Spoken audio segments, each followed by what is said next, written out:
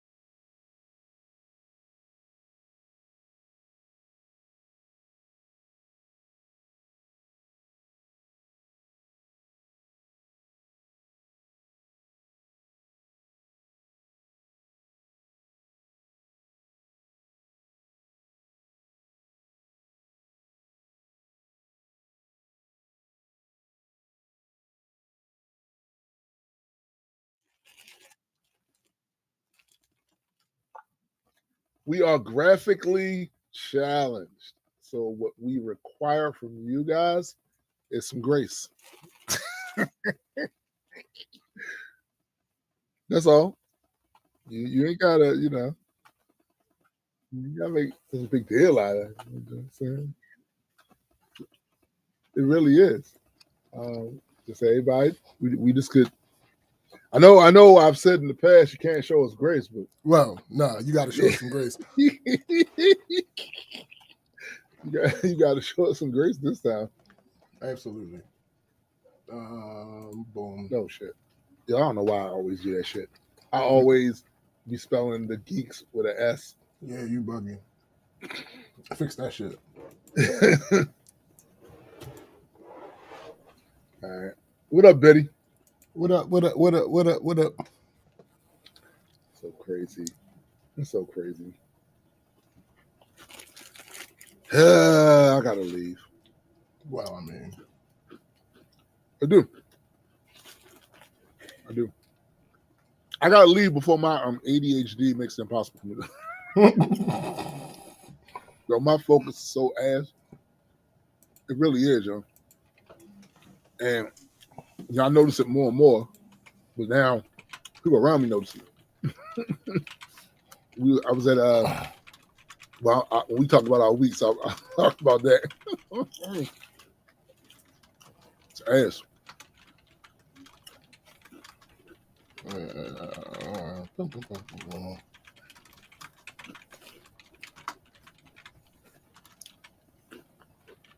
And there's that fucking top chat shit again. I hate it. I don't understand. I don't get.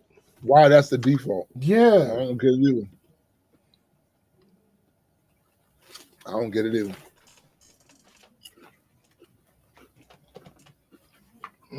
Okay. It was raining like a motherfucker out here this morning. Bruh. It was so annoying. Yeah. Can it just not? Can it just not? That was great. I ain't gonna lie, I was really enjoying that hot weather that was there. I really was. Like, I had no complaints. I was like this, because I don't, you know me, I don't like that half-ass shit. Like, spring weather is fine. I like spring weather. Love it. It's dope, right? So it's autumn weather, right? It's dope. But sometimes in the spring, during the spring, there's still a little of that winter chill in the air. Right. Even though the temperature says 65, 70, there's still a little bit of that. Yeah, but the other day, the last couple of days, it really felt like, oh yeah, that show's gone. This is we back. I went out there. It's real important to get that sun, get some of that sun. A lot of us don't be getting that shit the way we're supposed to, which probably is maybe one of the reasons for vitamin D deficiencies. I'm not sure, but I know people who don't like they just don't like being outside. You know what I'm saying? And these four walls in here, nah, yo. Like it's cool when you don't. When I've exhausted my because I keep extrovert points, right? When I've hit points, right? When I've exhausted that shit, I don't want to get fuck away from me, right? But when my bag is full of it, you know what I'm saying? I want to be outside, and I don't mind if there's people around. You know what I'm saying? Right. These four walls don't do shit for me. Now, I'm going to tell you, this is probably not natural at all for motherfuckers to be thinking this way or even having this to be the way it is. But I think because there's an internet, we're online, a lot of people, including myself, expend a lot of those points just online. Oh, instead of being in front of people. You know what I'm saying? Like, yeah, I'm sure. Because you already getting that interaction. Yeah, you get the interaction, you get the engagement and shit. So yeah, you can't just leave that out. Right. It ain't necessarily a thing. Oh, I'm bro. And that's the other thing with me. Like, as the older I get, the less I want to be around. It's you gotta do what? What be helping those when I'm with motherfuckers. So if I'm with my folks, right. that helps buffer. I don't care about these. I got my like when me, you, and Keith will go out to these different places and do all this different shit. I ain't care about none of that shit. It's us. Like, y'all might as well not even exist. You know what I'm saying? Like, y'all might as well not even exist. It's us. All facts. You know? But when I'm out there by myself, though, like, don't talk to me. Sir, it's like, I don't want to engage with your ass. Unless it's some shit that I need to know. If I see you about to get fucked up, right. Don't know it, yeah. I'm like, hey, yo. watch. Turn around real quick. Right. Shit. Do a parallel leap over to the right and shit. Quickly. Expeditiously.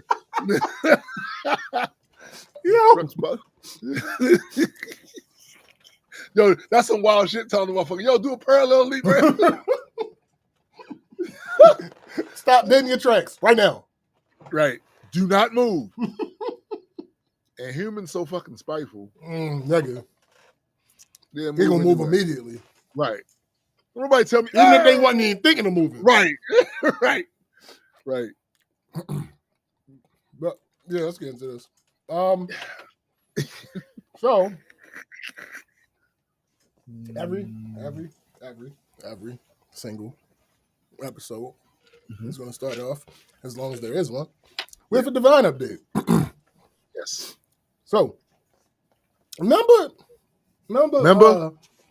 Remember the owner of Divine jumped in my comments and said that everybody who was moved to 1099 status was moved due to performance, and that everyone was in the process of moving back to W2.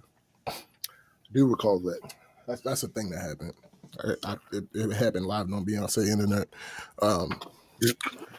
As I said in one of these past weeks, there were employees reaching out to me who were still on contract and had heard nothing about being transitioned back. Well,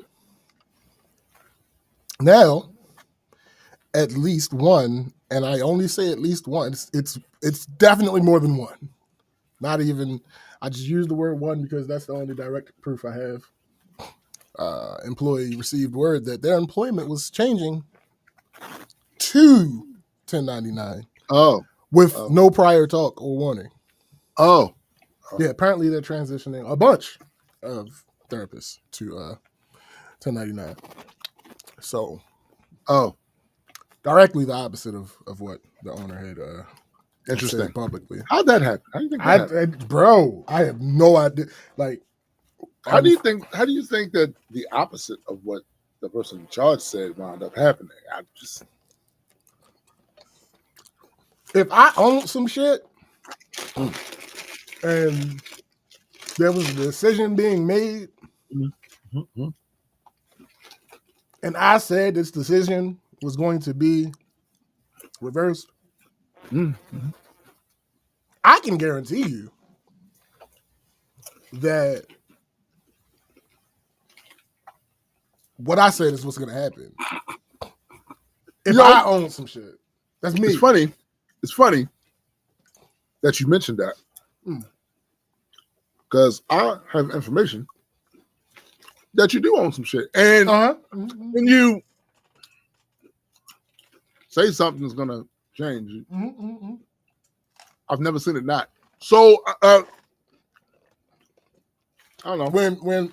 When Black Culture Geeks was on StreamYard, and I said to y'all, "Hey, the StreamYard shit coming to an end. I don't know exactly what we want to do, but we won't be on that motherfucker in about 2 weeks." Guess what happened 2 weeks later? We was off StreamYard. We was off StreamYard. Now, I am in no way saying that this is a one-on-one comparison. No, of course not. The point that I'm making, though, is Perish the thought. You are in charge. You are the owner. Not only are you the owner, you have recently said that you are going to specifically get more involved in the day-to-day activities.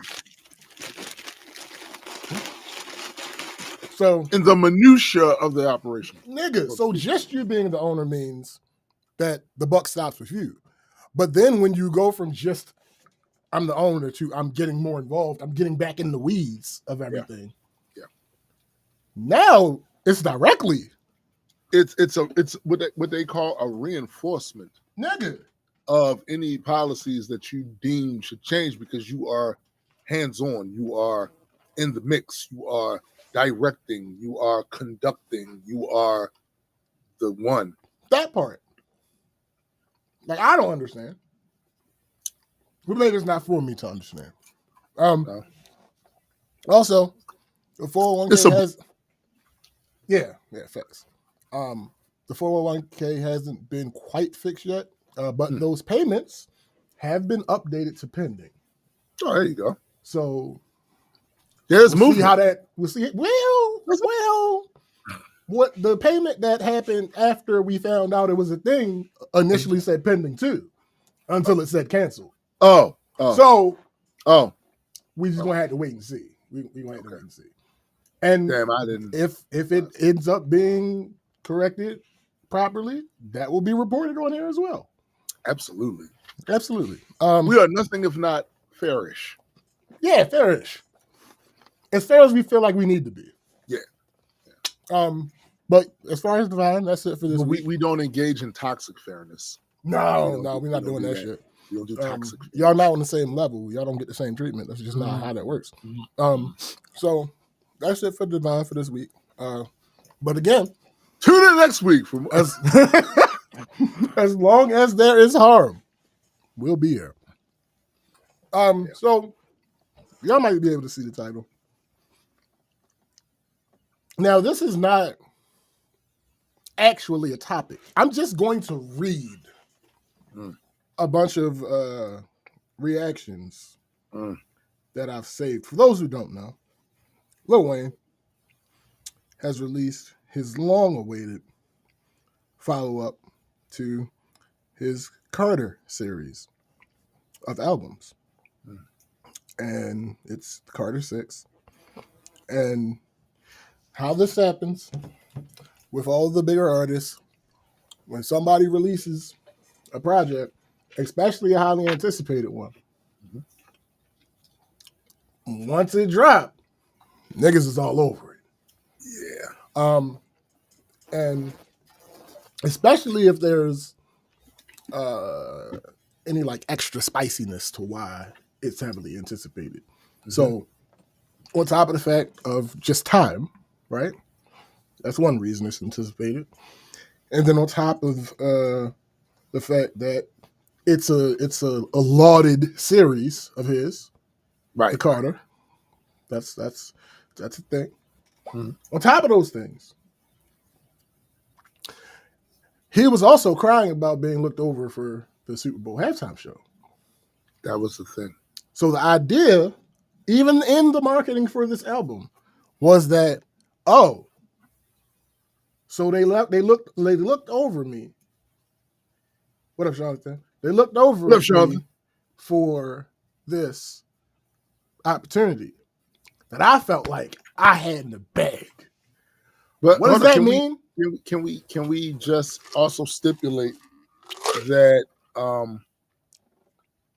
the impression he attempted to give was that they were in talks and he was promised things and all of this stuff. That was, and his fan base took that shit and ran with it. Yeah. And it kind of became a circle jerk about something that didn't happen. Yeah. Well, his sentiment, and again, it even oozed into the promo for this album, was, oh, they looked over me? Bet. Work harder. I'm about to make this shit undeniable. Now, to be clear, that should have happened the previous year. But all right. He working for the next one. So, allow me to read you a few excerpts from people who have proclaimed to have listened to his album and had a few thoughts. Now, full disclosure, I only made it halfway through. Oh, I haven't listened to a single second this morning. No, I haven't listened to a single second of it, and I don't blame on it. Especially after this, because here's the thing. I'm nothing if not consistent in my stances. Yes. I have long mentioned that Lil Wayne is one of the GOATs. Absolutely, unequivocally, without a doubt. And we are going off of his body of work from the past. That you don't get to erase that simply because for no reason. Yeah, you don't get to erase that. There's certain caveats we might add, like for instance, a Kanye. Yes. There are certain caveats we add to that. Yes. That doesn't change what the body was. Yes. Again, I say was because Kanye. Never mind. Anyway. So, like I say, I've long held that he is one of the GOATs. But I've also long held that he be saying a lot of bullshit. A lot of nonsensical bullshit. Bro. Like, shit that literally just doesn't make sense. Like, I had this argument with Just Chris before because he's like, yo, you don't like Wayne. No, it's not that I don't like him. It's that I put him in a certain category. You listen to him. Right. You I actually put him into a certain category, and when you are in a certain category, it's similar to the Divine thing. You want to talk about being a black woman. That's fine. Protect black women. Absolutely. Y'all know we on that shit. All day. But you aren't just the average black woman.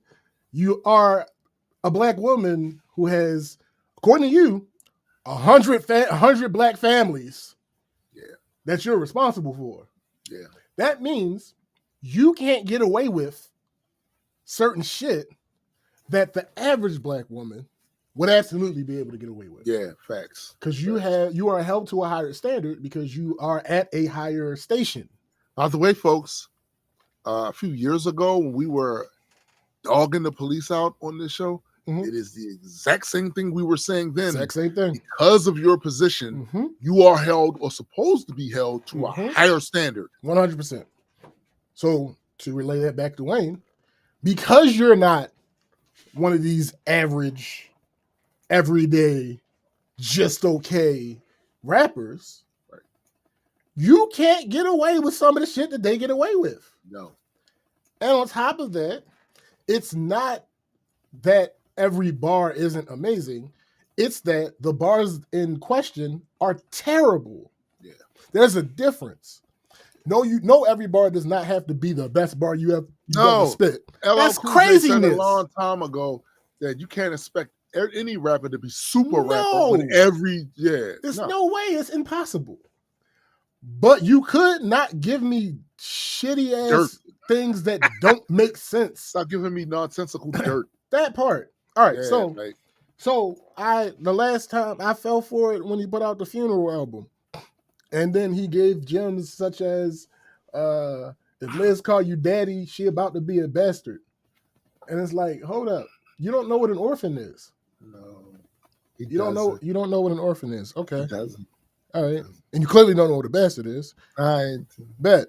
All right. So like it's shit like that. Like it's not nitpicking. That's literally not what that word means. All right. So first of all, the charges of nitpicking I find to be rich because these are the same people who want to give him supreme cred when he says something fire. So if you're going to do that on the other end, you need to be doing it when something is dirt, filler, and not the good type of filler, because there's good filler too. Yeah. The type of filler we're talking about is, all right, you just was trying to get to this, and you didn't care whether this part made sense or not. You was just trying to get to this punch. Right. That's it. On that Funeral album, I think on the title track, this nigga said had a choir singing musicals. That's not what happens. Choirs don't sing musicals, and musicals aren't played at funerals. Like, that's just not how. Anyway, regardless, the point is. But if you're supposed to be bar heavy, you get held to a different standard, B. I'm sorry. The point is, after those two gaffes, and then there was just other songs on the record that I just they were okay. It was something that I liked, but it was something that was just like more gaps than Biden. Yeah. So I was like, you know what? I'm not falling for this shit again. Yeah. So that's why I haven't listened to a second of this shit, because I already know what to expect.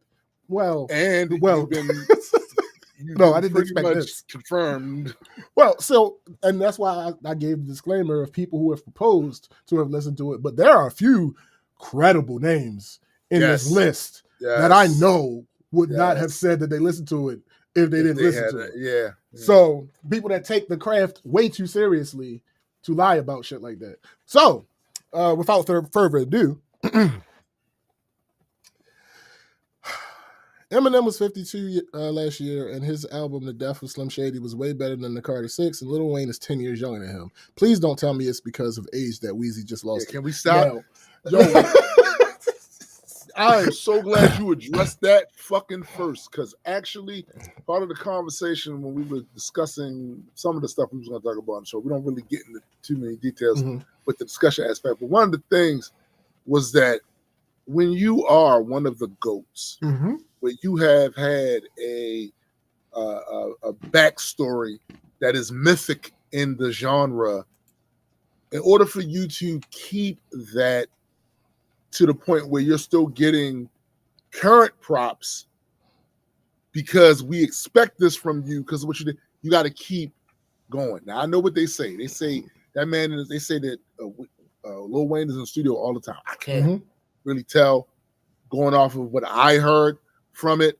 But this is the reason why we mentioned that guys like Styles P will still bar your fucking life away. Facts. Because he has never stopped. Right.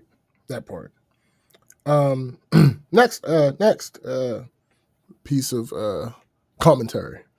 Wayne is a legend, but the amount of people surprised the album is trash is hilarious to me. Have y'all heard anything from him this decade? Yikes. So we come across one of the credible sources that I mentioned, Bootleg Kev. Mm-hmm. He is absolutely stamped in the game. No one's gonna say he didn't listen. No, there's no way you can say that. Nobody's gonna say that. He says, I mean, when's the last time Lil Wayne actually put out a good album / body of work? It was No Ceilings in 2009. Wayne is the Allen Iverson of hip hop. We all love him, but musically he fizzled out years ago. The fact that folks are surprised Carter 6 isn't good as if Carter 4 or 5 were. Yikes. Yo, the funny thing about him saying that is what I have noticed a lot, even from people who are only passive fans of him. Mm-hmm. Where they will axiomatically give him credit for good music based off of what he did back then, and they will apply that credit to newer projects without critically listening to the shit. Right. And motherfuckers who aren't, like I said, they're passive fans, they're not rabid fans, will look at you crazy when you go, it's not that good now. They go, what? We're talking about Wayne. No. Yes, I know. Let's keep this straight. I'm talking about current Wayne. Right. You're talking about past Wayne. Thanks. And if you want to have a discussion about past Wayne, we absolutely can. And you would find me more often than not in agreement with you, even though I was not a fan of his. But I always will begrudgingly give somebody their fucking credit if they out there spitting. If the motherfucker spitting, he's spitting. Like, because that goes to your credibility too. If you can't discern that, if you can't discern that this motherfucker is spitting, then I don't know what to tell you. Facts. As far as whether or not we should listen to any of the other opinions in this genre and shit.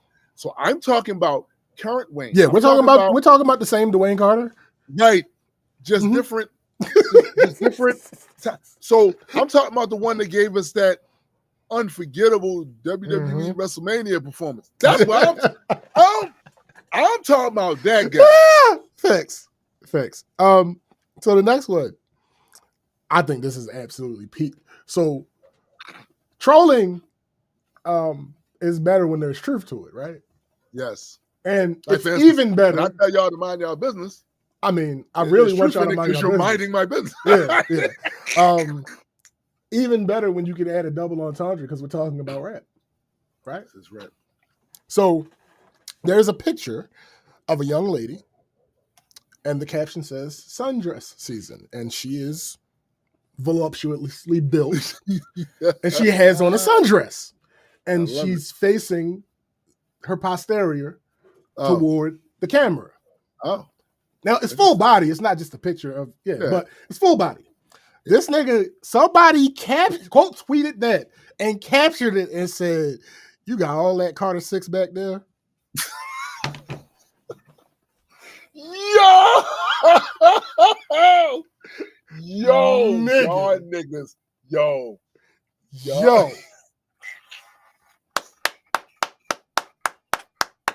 Absolutely. I'm here for it. 100%. Yo, chef's 100%. Chef's kiss. Next up, back to reputable sources. Mickey Fax, writer of Wraith,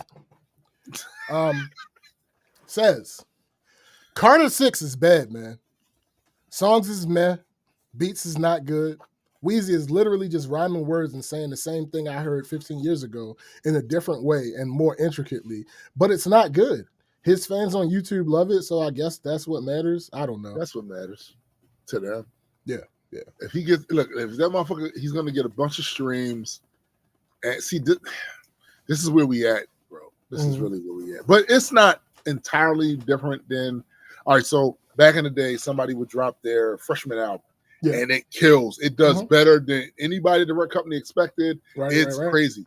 Then they go and drop their sophomore album, and it stinks. But they still get freshman numbers because the expectation was from what they did previously. Yeah. This is really no difference. He's living off of the Wayne y'all be talking about back then. He's still getting energy from that. Whereas I'm talking about Wayne now. Yeah. Today, in the last couple of years, last couple of attempts. Talking about that Wayne. Yeah, that part. Next, Quincy said on TikTok, it was a comment that said the beats sound like they came from a Fisher Price toy. Now I can't unhear it. Facts. So next up, Angelo Dawkins, one half of the current WWE Tag Team Champions, says, in reference to his partner, says, this man, Montez Ford, tried to bump the Carter 6 on the car ride to the airport, and the car disconnected from the Bluetooth. Yeah, the car said, fuck you. Don't play that shit in here. Yo, you know how funny that is? That's hilarious. No, first of all, them niggas is hilarious anyway. Facts. Them niggas is hilarious anyway. So that... Next up, Bill Collector. So again, I believe he listened to the album. Right. Battle rapper. Very, very, very good battle rapper. Decent song rapper. Yeah. But yeah, he says, Lil Wayne, please tell me this shit fell out your pocket, man. Yikes. Yeah. Well, see, the problem with Bill Collector saying that, unfortunately for the masses, they're not going to hear it. Right. Because the stigma of battle rappers make bad music absolutely. is still there. He's a battle rapper, even though he doesn't make horrible music. No. I would argue for anyone who thinks that battle rappers make bad music, go listen to Loaded Lux. Loaded Lux is crazy on the beat. Listen to Surf. Yeah. Listen to certain Daylight songs. Certain Daylight songs, yep. Certain ones. Listen to certain Nitty songs. Yeah. Listen to K-Shine songs. K-Shine does good. He does really good on beats. Next up, somebody, don't know who this is. Shotgun Suge allegedly does really good on beats too.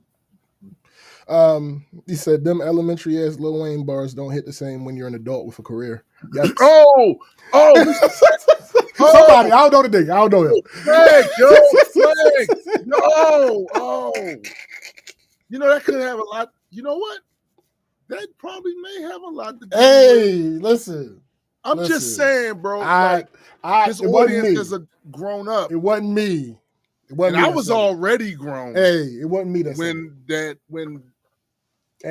Listen, wasn't me that said it. All right, so this next person is very reputable as well. Y'all know the Boondocks? Y'all know the Boondocks? It was the episode where Riley joined the basketball team and he wasn't doing that well. In the beginning of his, he was dribbling. He was dribbling pretty good though. His handles was out the building. His hands was crazy. Yeah, but outside of that, so this person, I'll tell you who it is. Well, I can tell you now. Genevieve, very reputable. She posted a clip from that episode. It's the clip where after Riley realizes that he's not doing well, he takes the basketball hoop off of his wall and throws it in the trash and takes down the poster of a basketball player. And her caption is, "This ain't the Lil Wayne I know." Yo, did you see the I think you showed it to me. This ain't my GOAT. Yeah, facts. This not my GOAT.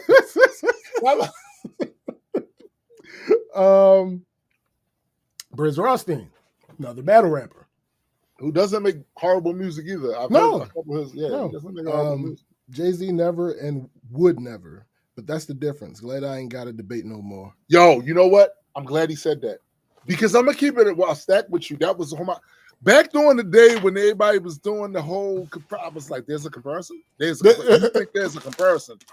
There's Jay's grown man bars. This is something you got to deal with. Facts. Like, I don't know what. All right. Okay. Next up, somebody just said, you have to understand, Twitter don't come together for shit, but we all coming together to say Carter 6 is ass. Thank you, Lil Wayne, for uniting us. Yo, well, let's examine that for a smidgen. because there were people out there trying to fight the good fight. I saw sprinkles. I saw sprinkles of motherfuckers, and I'm not gonna say they was in denial necessarily because I don't know them personally, Sure. and they could generally just like bad music. There's a lot of people that's what I'm giving them grace. That's not Right? helpful. Like No, not really. I'm giving them grace. You know what I'm saying? Well, I can't show them grace. Can't show them grace. No, Like, not like that. Look, I saw sprinkles of motherfuckers in there trying to say stuff, and it was literally being. Imagine you were standing on the shoreline during a tsunami, and you see that motherfucker coming. It's 12 stories high. It's moving at the speed of sound, and you're there at the shoreline, remembering, hey, I remember how the Hulk used to knock stuff like this back, and you do that.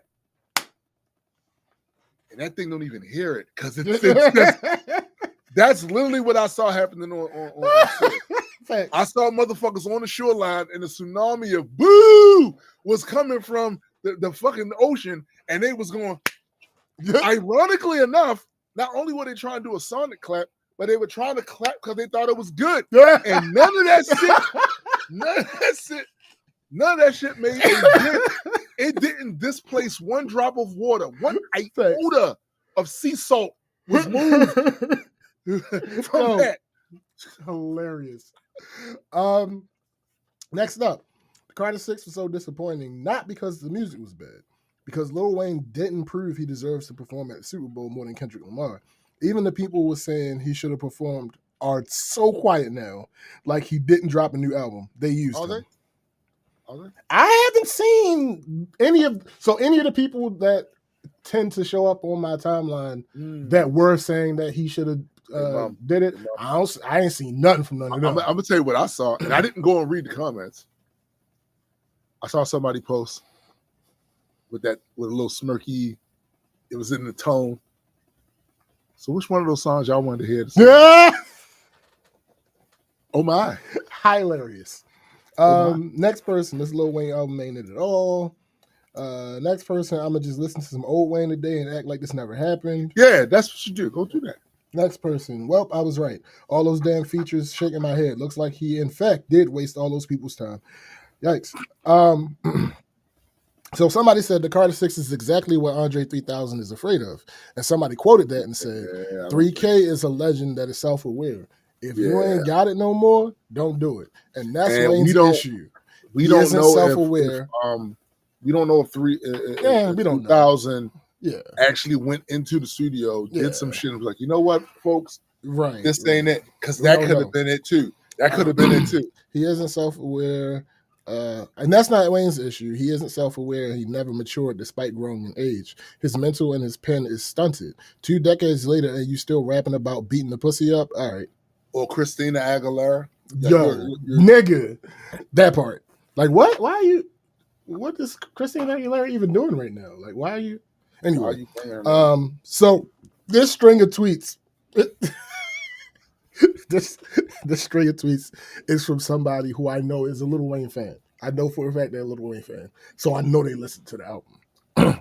So the first tweet was, Wayne dropping tomorrow. I can't wait.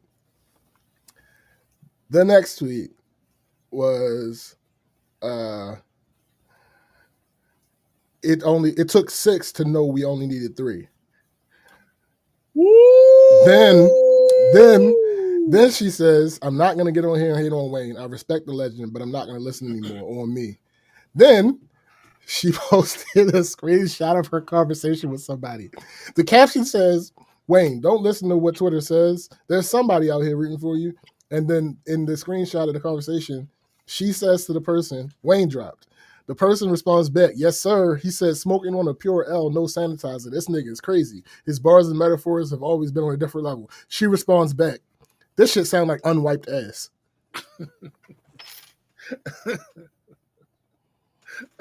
Not you losing your core fans, sir. Well, all right, so the issue with core fans is the same issue you'll find with Star Wars fans. See, there's a certain nostalgia factor along with the other shit.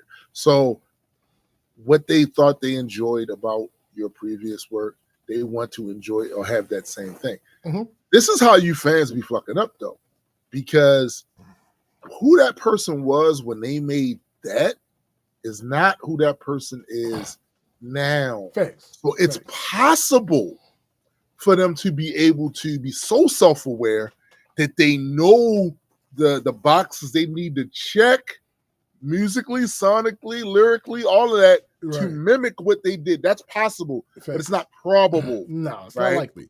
It's not, because especially he decided to do 20 songs. Yo. Now I'm gonna tell y'all, and hear me clearly. You will never get another 20 song out. It's not happening. Right. I know there are people that still do, and they're very good at it. But a lot of those guys from back then aren't good at giving these huge multi-song. They're not. They're not. But if they just gave you less, but they were potent, that would change the whole thing. That would change the whole thing. Yo, Chrissy said, first video that popped up on TikTok when I just opened it. Do you know how embarrassing it is to listen to an album from a favorite rapper and choosing not to download even one song? Yo. Yeah. Next person. I'm so thankful my other two goats stopped rapping and just became a stay-at-home dad and a flute player. Next person. Man, Wayne needs better friends because this album should have never seen the light of day. Also, the production is actually atrocious. What was that? Hold up. Going back to the other comment, it's dope as fuck being a stay-at-home dad at that after you made millions of dollars. Oh, absolutely. That's 100% facts. Y'all rappers should really consider. Some of y'all, yeah, that's facts. That's facts. Somebody says, this is crazy. I've never seen so many people dislike an album so much. The timeline is healing. Healing? Is it? We'll see. Yo, 3 Letterman. Oh. Wayne, ain't no fucking way you performing these songs on tour, my nigga. Yo, 3. Oh. Wait a minute. Oh. Yes, he is. Yo, no, he's going to. He's already he's at Madison Square Garden. He's already performed 2 or 3 of them. Yeah, listen, let me tell you something. Those who go to a Lil Wayne show, that's going to spend the money to go to a Lil Wayne show in the year of 2025. These are the same ones that you'll see on Twitter defending this. So they're going to go and they're going to have a good time. And you know what? There's a part of me that's actually glad for this at least one piece of all of this. Is that once you have become you, and you have a core base, you should always be able to make money. Yeah, from that core base. So he's going to be able to eat off of it. What we're basically saying is it's not good. But that don't mean it's not profitable. He's going to make some money off of it because it's his name. And even if you pick those little small group of comments of people going, but we think it's cool. If you put all of them together in the room, a concert, it might make the world's big, bro. He's an international recording artist. Like he can eat off of it. But that is also why we must critique it the way we're critiquing it, because we know that there are going to be people that's going to cheer for it anyway. To quote Rick from the Rick and Morty show, your boos mean nothing. I've seen what you cheer for. Facts. Next person. Peanuts to an elephant. Real life sounds like a level on Crash Bandicoot. Wayne, please stay out the booth. Wow. Yo, you were told to stay out the booth. Think about that. And both ways. Think about considering it. And also, think about what that man just said to you. If somebody's telling you that. That part. Somebody else just quotes a line from one of the songs. Oh, I don't even know how to read this shit. Eyes tight like my name, Wong Ding Ding Dong. No. See, stop. Yeah. Let's stop for a second. Yeah. The Asian racism shit. Bruh.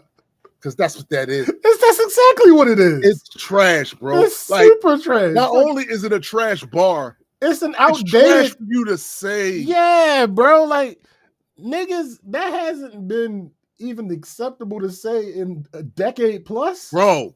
Like, what are we talking about?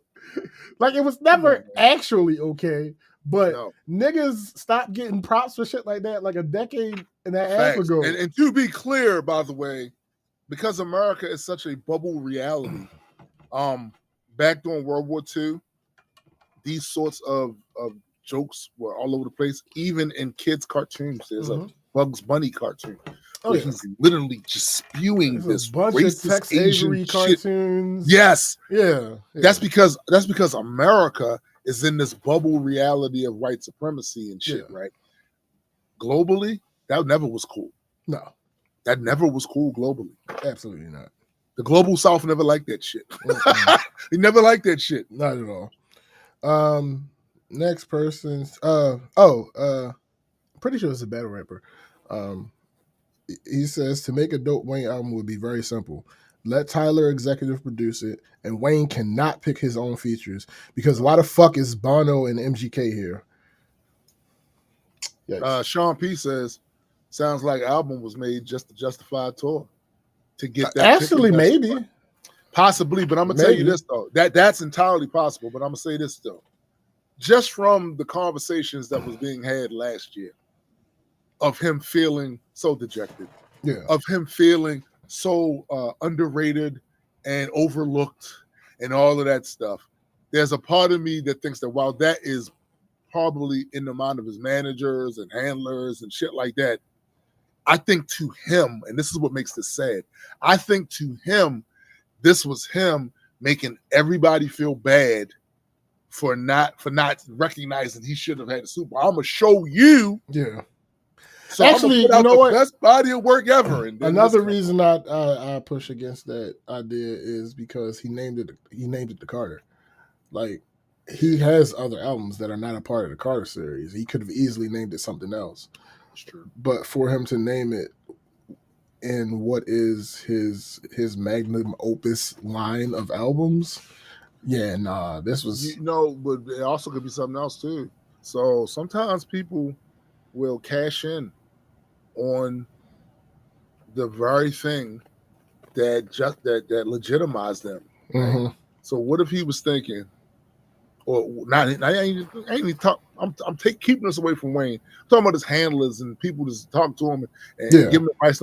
What if they're thinking, look, man, they knew that this nigga was washed up with this shit a while ago, and they're trying to eat, and they're like, look, throw that call the card 6. Yeah, we're gonna get so much engagement from that. The problem with engagement, though, is what kind of engagement are you going to? Yeah, what's next? What happens once after you shot your wad with that? Yeah. Then what? Because right, you shot your wad with it. This is the one. This was Detox. This was, and now that you did it and it underwhelmed, nigga. What else you got? Sometimes you got to keep your powder dry, B. Facts. You do. It's a reason why. You know why I never released Old Man Landing? Because I built so much expectation up for that shit. When I was doing the songs for it, I was like, these songs are cool, but they don't build up to what I. So until that happens, you won't be getting Old Man Landing. You'll hear this from me because I'm willing to talk to you guys about it. These guys, they're not gonna tell you about that shit. They not. Nah. Yo, somebody said normally I like to run an album back after a first listen before saying anything, but in this case I don't want to. I love Lil Wayne, but this album is booty crumbs. Yo, can we talk about that part for a second? So I've seen this sentiment, and I want to address it directly. The sentiment that says, I don't take none of y'all seriously when you just listen to the album one time and then you come out here and want to do reviews. You got to listen to that shit 7 times. You got to come back after a month, 6 months, this, that, and other. Stop it. Yeah. Don't none of you motherfuckers say that when you enjoyed it the first listen. Yeah, I don't. If you enjoyed the first listen, you won't do that. You don't say, I need to listen to it some more. Right. I think it's much less likely that looking at a piece of art in a vacuum later makes it worse, right? Right. Generally, Right. what happens is you know when you don't like something Yes. when you hear it. It's instinctive. Yeah, It's like instinctive. there are things that grow on you, but things don't become great that you deem awful. Right. Right. In a vacuum. That's just That's not true. how that works generally.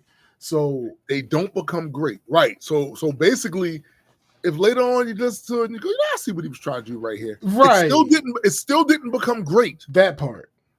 Like, nah, that's not really a thing that people do. Like you have people that in a vacuum will come back and be like, maybe I was just a little hyped to hear. It's not as good as I thought it was. Not as good as I thought it was. Right. Right. Now, obviously, you have certain things like outside factors, like something didn't age well, that will make it worse later on. Yes. But generally, in the vacuum, just of the project itself, you don't generally hear people come back and say, it's terrible now. No, but that's my thing, yo. Keep that same energy. Yeah. So don't go on social media, don't go on Twitter and tell people this is a great album. Right. If you've only listened to it once. If you haven't given it 6 months to gestate, like you be telling people who come up, they're doing the same thing you're doing. They're giving you their first impression. Absolutely. And their first impression is, this is shit canoodle soup. That's what they're saying, right? This is their first impression. They're welcome to their first impression the same way you got out there and was like, this changes everything. Right? That's what y'all niggas doing. Some of y'all out here really doing a lot for something that I personally couldn't get to the other half of. Right. Y'all doing a lot. Somebody says, might be the first time I have seen the entire Twitter collectively calling an album trash. Somebody said, oh no, I read that one already. Somebody says, somebody need to whip Wayne ass for this album. 3 back. 3 is back. 3-letter man is back. He says, and I bet some of you rap niggas heard Wayne album prior and lied to the nigga and told him, yeah, this shit. That's what happened. That's what happened. I'm almost, and most of those were in Young Money. Most of those people came back and told him, oh, this is fire, man. Look, now as far as the people that are doing the collabs on the project, it is entirely. This is going to sound like I'm being asked, but not. It's entirely possible they heard a different beat. They rapped to a different beat when they was in the studio. And then when the producer got another producer, like, hey, that's this person. Let's do this. I wish I could have got that off without laughing. So y'all, it's possible that some of them didn't know these were the beats they used. They recorded. It wasn't like this. I mean, I guess that's technically a possibility, but nigga. Anyway, so I found this one very interesting. Like there are some people, shut up, cat, who call themselves trying not to be negative, but end up really being negative. Like for instance, I don't think I saved this one, but DJ Head was like, I listened to the album. It's not as bad as everybody's saying. It might be. He said it might be. Compliment. What did he say? I can't remember the number he used. I think he said it might be like 5 songs I come back and listen to. Nigga, it's 19 tracks. What do you? So a quarter of the album is okay? Because you ain't even say enthusiastically come back. You said I might come back and listen to it. So the quarter of the album is okay. But it's not as bad as everybody's saying. No, nigga, it's as bad as everybody's saying. First of all, the moment you say that, moment you say it's not as bad as y'all saying, you're saying it is bad. It's just not as bad as y'all saying. It's copium. You're high off copium. So another example of that is Official. Now, Official is a battle rapper. Yes, and she loves her, and she's from New Orleans. Place. And if you look at when all that shit was happening with Dot and the Super Bowl, she was very fucking vocal. She's the about only person that I've seen that was saying stuff then and is saying something now. She's the only person I've seen. She says, The album started off way better than it ended. With that being said, I like 10 out of 17 tracks. All right. I ain't gonna hold you. I ain't mad at that. Because I know who you are. I know how you feel about him. And I know. So I ain't gonna hold you. And I never thought your music was that good. So I never. kind of get it. Somebody said Lil Wayne need to start getting the he picked bad beats narrative that Nas used to get. Oh my! Hey, somebody else said this nigga had the audacity to drop tour dates for this dumpster juice. Oh, he gonna do that, folks. He got money went into making this. They gotta get that shit. Yeah, they gotta get that shit back. See, I'm gonna tell you, man. Money would be nice. It'd be nice that if my albums ever got to a point where I made a shit ton of money like these motherfuckers be making. But it's also a bad thing at times because some of this shit just come off like a money grab. It do. Thanks. And that shit don't be good. And this other thing about that too. At the scale that I'm on, scale that most of my peers are on, it don't really cost us a shit ton of money to make an album. Right. We got our own home studios. We either make our own beats or even if we lease beats from other people or buy beats from other people, they're not super expensive like some of these other motherfuckers are paying. And so as a result, like even if we spend money on studio time, right? Usually most of these studios that we're talking about are not these big high-end studio motherfuckers, right? So they're not charging us what they used to charge back in the day, right? Overcharges like they did the cold cut, right? Like that's not what's going on. But when you're at the level of Wayne, as far as artists hit points, so to speak, if this is a video game, right? When you at his level, boy, they charge the fuck out of you. They listen. Every beat is gonna be 6 figure. And like they charge, and then they play games. I don't know if they still do this now, but I know they used to do this back in the day. So record company would assign you a studio that you're supposed to go to and shit. And actually, it's done between the producer, A&R, and the studio head, right? Yeah. Dumb motherfuckers used to do this type shit. So you get a certain amount of money in your advance. And some of that advance is supposed to be used for the production of the album and this, that, and all some shit like that. In order for motherfuckers to get more out of your advance, they would do dumb shit like tell the studio head to charge this certain amount over what they typically charge. And then the kickbacks will go to the producer. Yeah. Some shit like they used to do that shit. I don't know if they still do that now, but they used to do that back in the day all the time. So your advance looked at first it looked a little chunky, and now it's looking a little, little Ozempic and shit. That's kind of how it's looking now, yeah, because they did shit like that. Yeah. So, Brian Zusk, another reputable name, music journalist, says Wayne could have greatly benefited from an outside executive producer, someone to help shape the overall sound and challenge him to cut weaker material in favor of a tighter, more curated experience. Greats still need coaching. What if Pharrell had produced his album? Wouldn't happen because they got that beef from. Oh, damn, you're right. Yeah, no. Yo, I saw a tweet. I didn't save it, but it's funny that you said that. I saw a tweet that said, in reference to the album, how different would hip hop be if Baby would have just paid Pharrell for that? What happened to that boy? See, this is the thing about timelines work, right? Along that timeline, there are things that take place that can irrevocably change the future outcome, for good or for ill. Yeah, facts. I think that was for ill. I mean, some of it I enjoy. Pay the man. Yeah, he should have paid him. He should have paid him. Ebro says, no comment. Damn. That's bad. When Ebro says no comment. For those who don't know, Ebro is part of the Ebro in the Morning show. What's that New York station? Hot 97. Hot 97. He worked for Apple Music too. Yeah, he did also work. He has a show on Apple Music. And all that. Yeah. Listen, he on his Instagram, he talk about every goddamn thing. Mm-hmm. He talk about some controversial shit that definitely causes his comment sections to erupt because of his political opinions. But he won't comment on this. I just need you to understand the severity of what that means, This bro. nigga said no comment. That's hilarious. This nigga been commenting on the Gaza situation Facts. for months, but he won't comment on this. Right. Somebody else said, I'm sorry, I really don't give a fuck about all of y'all who was doing the fucking most when Kendrick was named the headliner for the Super Bowl. I'm glad Wayne just gave y'all a trash album.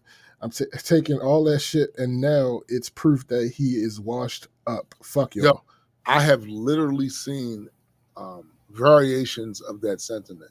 See, this is what people don't get right.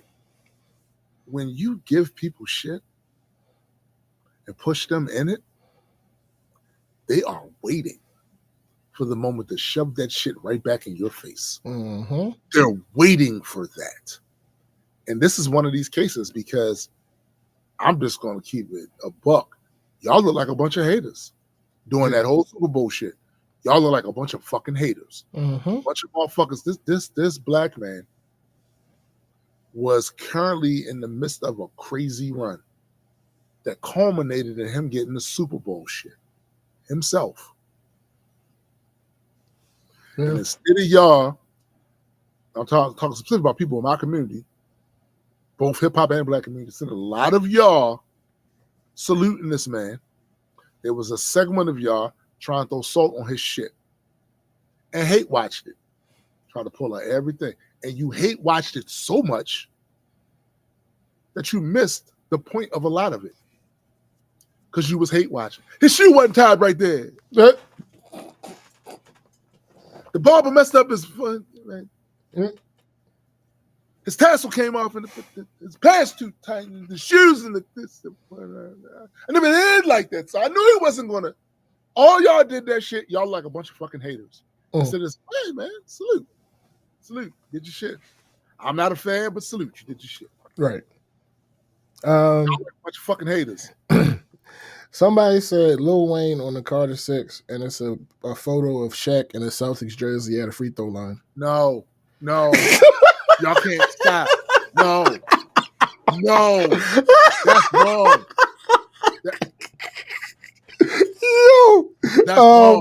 Y'all niggas. Yo, somebody said, sad to say, Wayne's lighter is out of fuel. Yo. So for those who don't know, Wayne, what his signature is at the beginning of the track, he flicks the lighter twice.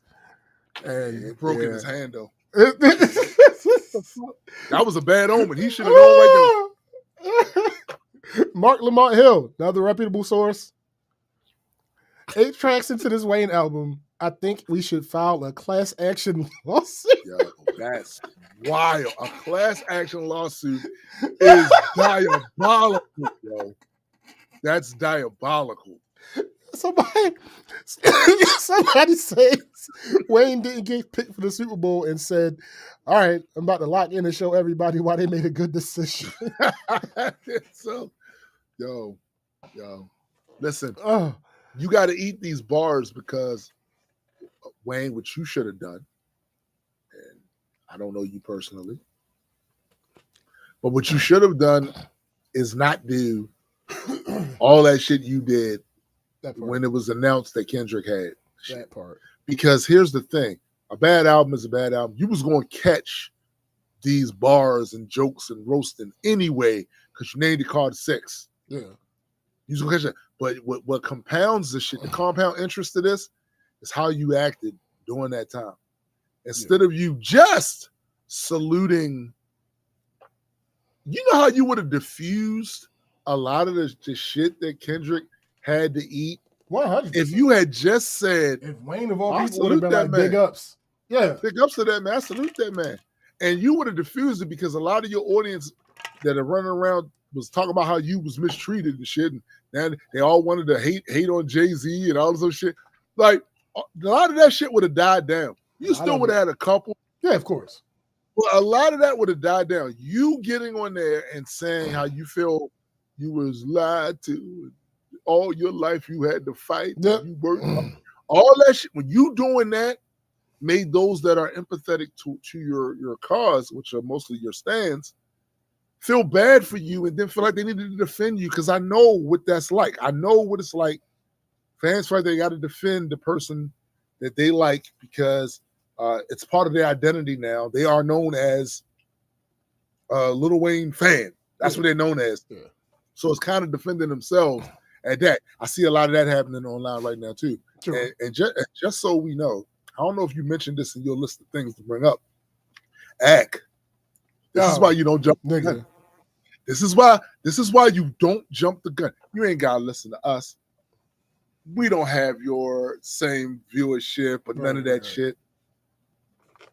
But that don't change the fact that you being so pumped because you thought they was going to be all dogpiling on Kendrick. You thought that was going to be the conversation.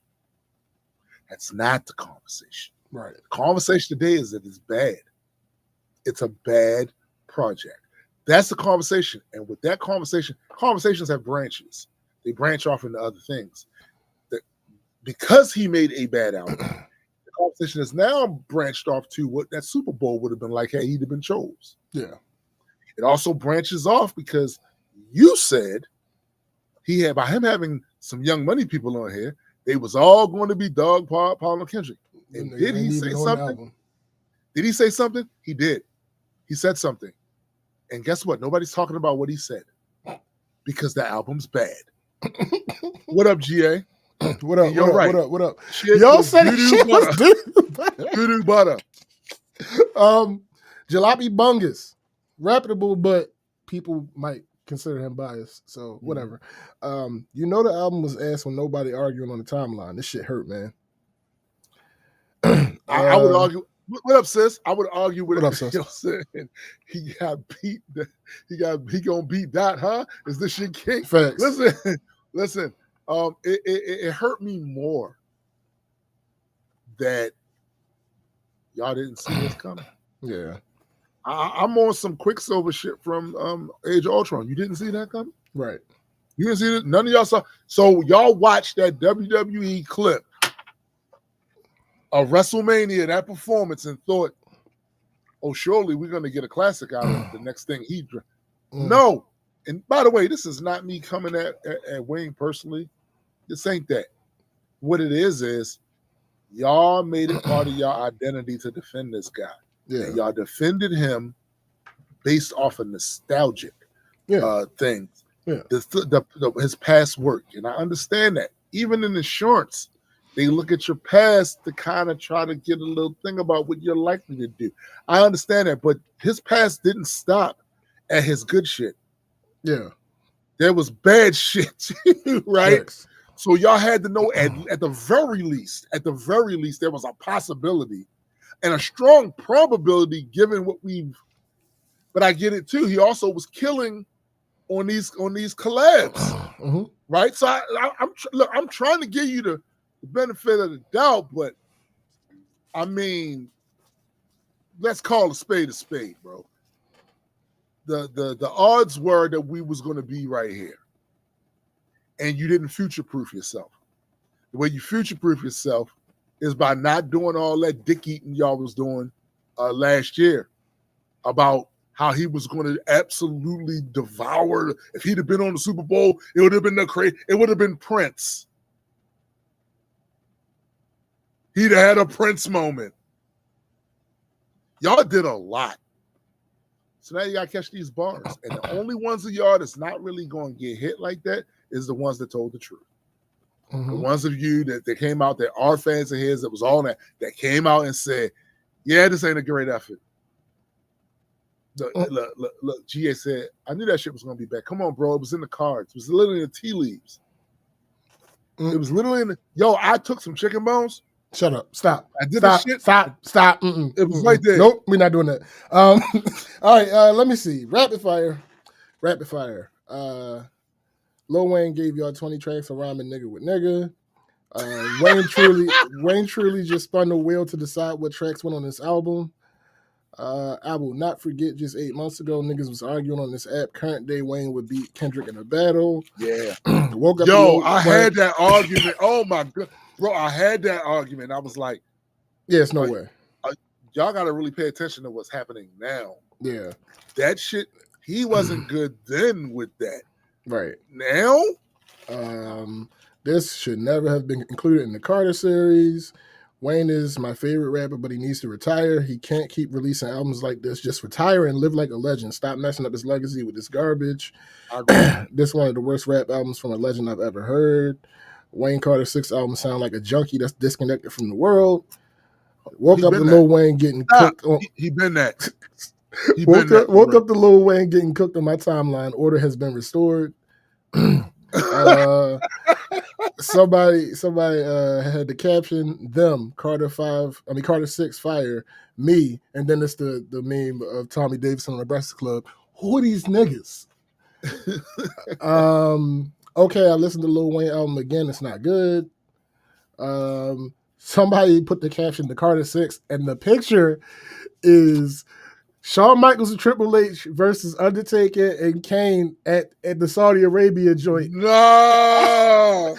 After they came out of retirement and niggas masks and wigs and shit was falling off. Niggas got injured. It was a whole thing. Lil Wayne and his team have been on a mission to ruin his legacy. They finally succeeded with his Carter 6 trash. This is not a Carter level album, the worst Carter album. I'm so disappointed Wayne fans let down again. Back in my day, GA said, let this sleeping giant lie. That nigga must. That's funny. Back in my day, Lil Wayne and Kanye used to put out good music, and it's a picture of Abe Simpson talking to the kids on the hill. Wayne really went 2 for 19. Somebody said Wayne on the Carter 6, and then it's a picture of Jordan in the Wizards jersey. Now, hold up, stop, yo. He wasn't that bad on the Wizards. Come on, stop, yo. Stop, no. Peter Rosenberg. At his best, Wayne is phenomenal, but he is too often not at his best to ever be in a true GOAT convo. Yikes. Wow. What the fuck are these beats Lil Wayne got on Carter 6? He can't be for real. Wayne tricked me on the first track. This shit was a setup. Desus says Wayne rapping on a track that has Dumbo's mother screaming in the background. What happened to the game I love? Like I said, I tried to tell y'all, straight up dumpster juice. Wayne rapping with random ass elephant noises and Jelly Roll singing about sharks and Bono. I'm good on this shit, man. And P. I'm so heartbroken. Carter 6's ass. Don't talk to me the rest of this week. I will spit on your face. So it's some real Wayne fans that are really not happy with this album. It's venomous. It's venomous out there. Yo, there's Carter 6 doesn't exist, and it's a meme of Will Smith, Agent J with the neuralizer. Y'all got to be out y'all mind defending that album. Lil Wayne just need to retire. Desus again. Wayne using beats people sent him before his NYC gun charge. Wow. No Life Shack. Damn Weezy, you should have kept this one. That's a fact, GA. That's a fact. That's it. Still put up 20. That's it. All right. So that was that. Listen, for the record, I didn't like none of them records, but I couldn't even get through the whole. I was never gonna pull it up. What I put that on, I'm not really a fan to begin with. I was hoping to hear something that could have been dope, sure. Right? And I didn't. It reminded me of when we performed in Seattle. Mm-hmm. But the day before the show, me, Adequate, Ogma, Nessa, my wife, we hit the town. Mm. We went to this area in downtown Seattle. Did it hit you back? No, nigga, it was us. Like this place was beautiful, and we went to the Science Center. Beautiful. It was a nice day, and they told us people that lived there were saying to us, yeah, y'all picked a good time to come because it's usually raining this motherfucker, but this window of time is usually, oh, cool. Mm-hmm. As we make our way, by the way, this park was dope. It had artists of all kinds, motherfuckers painting, doing all kinds of shit. As we was walking our way up, we get stopped by some young man, some young lad with a mixtape. Not knowing that we are all rappers here. Like everybody here was rappers, right? With the exception of my wife. But everybody else here was rappers, right? Comes up, he talks about, what he does. I say, that's interesting. It's really interesting. So he said he wants to freestyle in front of us, or rap in front of us. Oh, that's cool. Again, this is all rappers here. We definitely gonna let you get your shit off. He started rapping. I was like,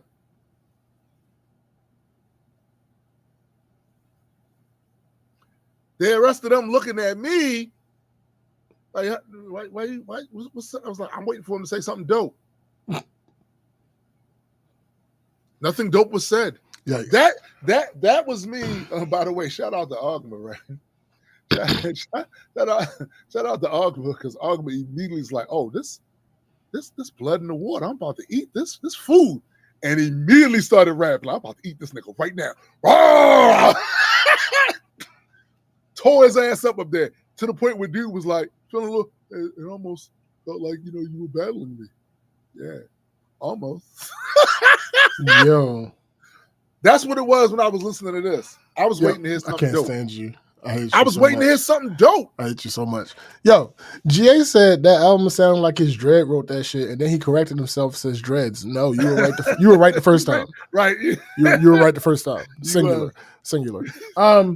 So moving on. I don't have any examples because I couldn't bother myself. GA. He was not a little pistol burner at all. He was a hippie rapper. Yeah, it wasn't no. Nah. I don't have any examples of this because every now and then, because we talk about a lot of dumb shit on here, like dumb shit that people do. Every now and then, there's something that's just so dumb that I don't really want to address it. Not even address. Address is the wrong word. I don't want to be.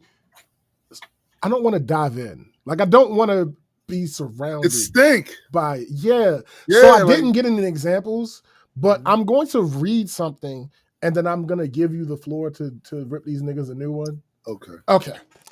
Let me pull it up. The idea that Harriet Tubman isn't real likely stems from a few factors, primarily the embellishment and mythologization of her story over time, coupled with a lack of extensive scholarly work on her life until more recently. Several factors contributing to the misinformation: reliance on biographical narratives, embellished figures, historical fiction versus literal biography, limited early scholarship, outdated information. It is important to emphasize that despite these factors, Harriet Tubman was a real person with a significant and verified history. Her life is well documented through contemporary sources like Frederick Douglass's letters, her own testimony in legal proceedings, and various government records from the time period.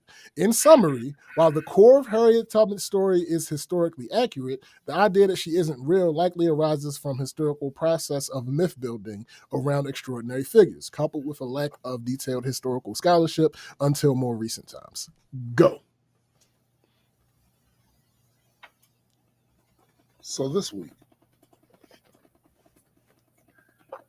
when it reached my royal ear that there were motherfuckers running around here,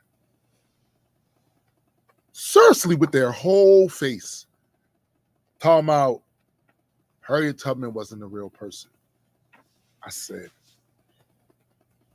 no one's really saying that. You guys are trying to create something out of nothing, because surely no one is really saying this. Much to my chagrin, I was wrong. There were indeed motherfuckers running around here saying that, trying to get this thing going. And this is one of the things that really bothers me about you dick-eating ass niggas. The reality of the situation is every time y'all do this, because this is not the first time y'all have said something dumb and tried to act like everybody else was fucking dumb and you was, this look y'all be getting on y'all face as y'all spew that shit with the eye raised a little bit on the side like this and your head tilted up as if you're kind of looking down on the people. How could y'all be so stupid as to believe that? I think that's the most annoying part to this, because it ain't proving that Harriet Tubman was real. That's the problem. It's not. We got pictures, like whole photographs, right, of this woman. But this is the very idea that you would think you are somehow more informed by saying that than the rest of us. Some of the shit I heard y'all attempt to do with this as proof of something was so dumb, it gave me a headache. For instance, did y'all know she was a spy?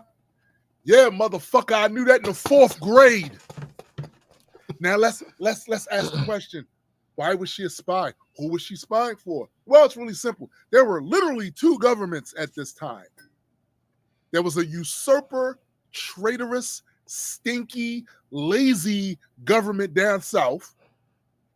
And there was an equally traitorous, abusive, funky ass government up north who just happened to want to let the enslaved free because they knew it would hurt the South, not because they gave a fuck about us. She said the enemy of my enemy is my friend for now. Y'all trying to put the beats on these niggas, I'm trying to help you do it. I done got hit in the head with irons and all of that shit when they had my ass in there. So I'm trying to take them down. I'll gladly. And because she wasn't no punk, she put her life on the line to do that shit. She risked it all. So yeah, we knew she was a spy. The question we have is, why didn't you? Because I learned this in the fucking 4th grade. Probably before that. It's 2025 and your goofy ass run around saying, her, tell me what. That's the other thing they use. What? Look, that's not even the name. Well, whoop de fucking do. I don't know if I'm pronouncing this right, but her initial name was Araminta Ross. That's when she was born. Araminta Ross. Now, let me help you out, all of you motherfuckers who think you know so much and the rest of us are so fucking stupid. Did you kind of understand that there were many people, many of the enslaved, that once they were no longer enslaved, didn't want to keep the names that the slave master gave them for a lot of reasons? Keeping that name could cause you to get jammed up with slave catchers. Oh yeah, we can identify. This is the same one that was. These are very simple things that y'all took and tried to. The other thing that's bad about all of this is that there has been a concerted effort in the last 2 years or so. A concerted effort. Probably longer than that, but I'm going to only capture the 2-year period because that's what things culminated into legislation, right? There has been this effort to erase African American history here in this country. An effort to minimize contributions. An effort to completely just eliminate any idea that there was any suffering, and indeed change the narrative so that the kids going forward could look at the situation only from without context and say, damn, why is the situation as bad as it is here for them and not everybody else? Because they wanted to erode any empathy. from people who would grow up not knowing the history and judge everything on face value. Because too many of the people in their demographic read the history too and was like, yo, y'all did that to these people? That's horrible. And then make certain political decisions based on the knowledge. They wanted to erode all of that because this is the last gasp of this white supremacy shit. I'm telling you now.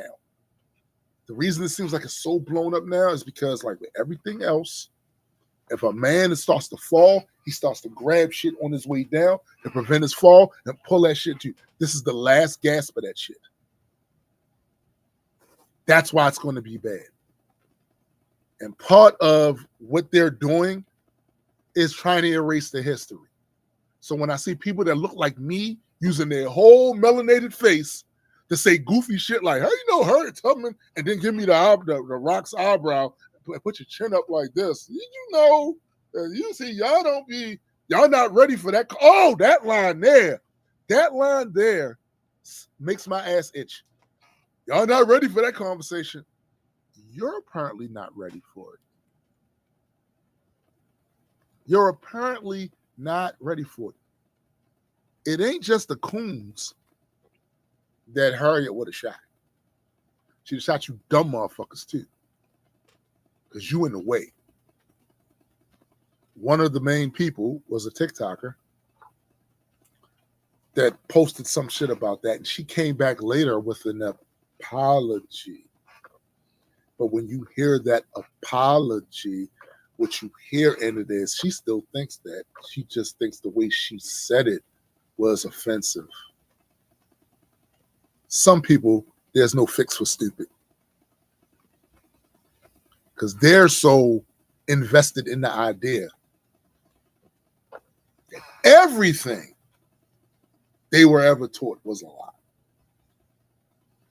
They don't have the ability, the cognitive functioning to be able to parse through the things that were lies, half-truths, and total truth. They can't do it.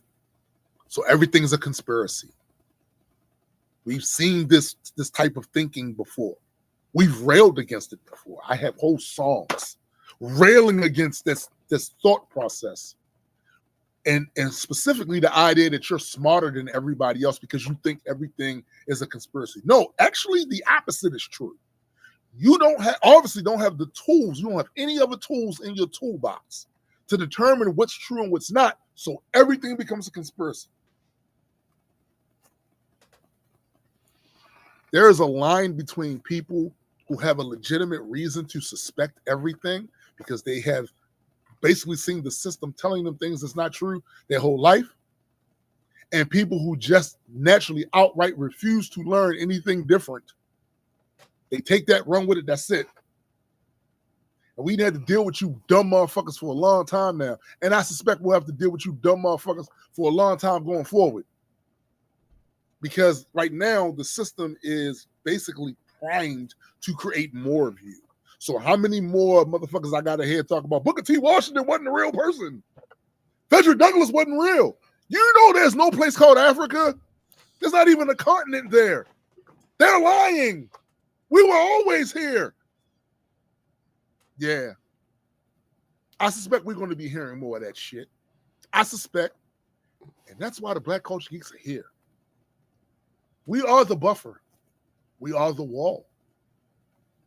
We are that spiked ass wall that prevents the barbarians from coming in. Because the moment you come running down here with your sword of, Harriet Tubman wasn't real, we will impale you on the wall with your dumb ass. The idea when we saw that they were putting forth legislation to erase Black history being taught in schools, the idea was for us to gravitate amongst ourselves and keep this information and pass it back and forth like we used to. Because y'all some of the same dick-eating ass motherfuckers that ran around here talking about, we ain't our ancestors. No, the fuck you're not. You ain't even close. You ain't even close. You ain't no Malcolm. You ain't no Martin. You ain't no Mega. You ain't no Thomas Sankara. No, you're not. That's the truest thing you said, not for the reason you think, though. Y'all get on my nerves. And y'all a problem because what you do is you see this shit in our community when you know that there are spots in our community where there are these deserts of information. Shouldn't be because we're in the information age, but they still exist. And you with your confident eyebrow raise and your head tilt, talking to these people, you seem authoritarian, like you know what you're talking about. You don't. We know it, and that's why you always get embarrassed when you actually talk to people that do. I've seen it time and time again. It's the same with motherfuckers with science. As long as they're talking to motherfuckers who don't have an understanding of a particular science and they got all this gish kalop, they sound real impressive until they get in there talking to a scientist. Same with this shit. Same with this. And the scary thing is that because of them trying to put forth legislation to kick Black history out of schools, we're going to be seeing more of this shit. We're going to be seeing more of it. Harriet Tubman wasn't a real person. Martin Luther King didn't actually exist. There was no Obama. That's a myth. There never was a Black president. We're going to be seeing all this shit. It's our responsibility to do two things: to catalog this information, to be able to tell people, and to skewer any of you who try to spread some false misinformation. That's our job. We on that end of it.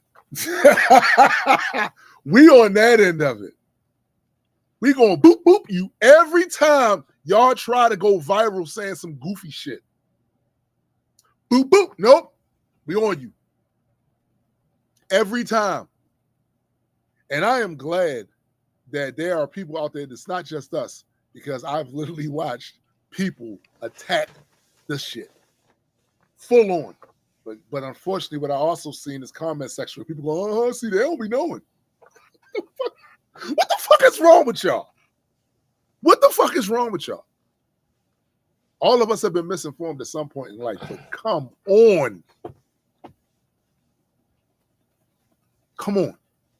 Y'all operating system needs some updates. It really do. Y'all shit is clippy. You know, the little icon, the little clip icon, that's y'all motherfuckers right now. Seriously. The way y'all lack the ability to determine what's true and what's not, and you lack the tools to find out, is scary. But the tools you do have, the ability to go live and say that shit in front of a bunch of people, that's the part that's scary. How you have one and lack the other? You do realize that same machine that you're using to go live to spread that shit can also give you the information you need so you don't sound dumb as dog nuts? You realize that? Has anybody ever said anything to you about that? I'm going to have to, at the risk of repeating my man the Sarge on the Soldier Story, Black race can't fold you no more. Like, you can't. We can't. We got serious obstacles in front of us. We got ops. We got enemies. Got a lot of enemies. The last thing we need is motherfuckers like you misinforming the troops, distracting them with this nonsense. And that goes for a lot of some of you podcasters too, because I be seeing you. I be seeing you with your bullshit, with your uninformed ass. I be seeing you. We all like jokes. We like to laugh and kafar and kiki and all of that. But you might want to mix a little bit of information up in there. At the very least, do no harm. Some of y'all goofy as fuck. And I know some of y'all into this shit only for engagement. I know that's what it is. It's a grift. And I get it, because money's nice. Money's nice. But at the risk of mimicking my daughter, at what cost? At what cost? Come on, man. Y'all got to do better than this shit. But if you don't, we're here. I hate it here. I hate it here. I really do. You left out one thing. And what was that? And it was the thing. At least I think you did. I'm pretty sure you left out one thing. And it was the thing that made my ass itch the most out of everything being said in these videos that I had seen. There were people who, in response to that woman's initial video, were saying things like, yeah, I knew that shit wasn't true, because why do y'all expect us to believe that she was coming down to the South and going under the ground and taking people to Canada? No.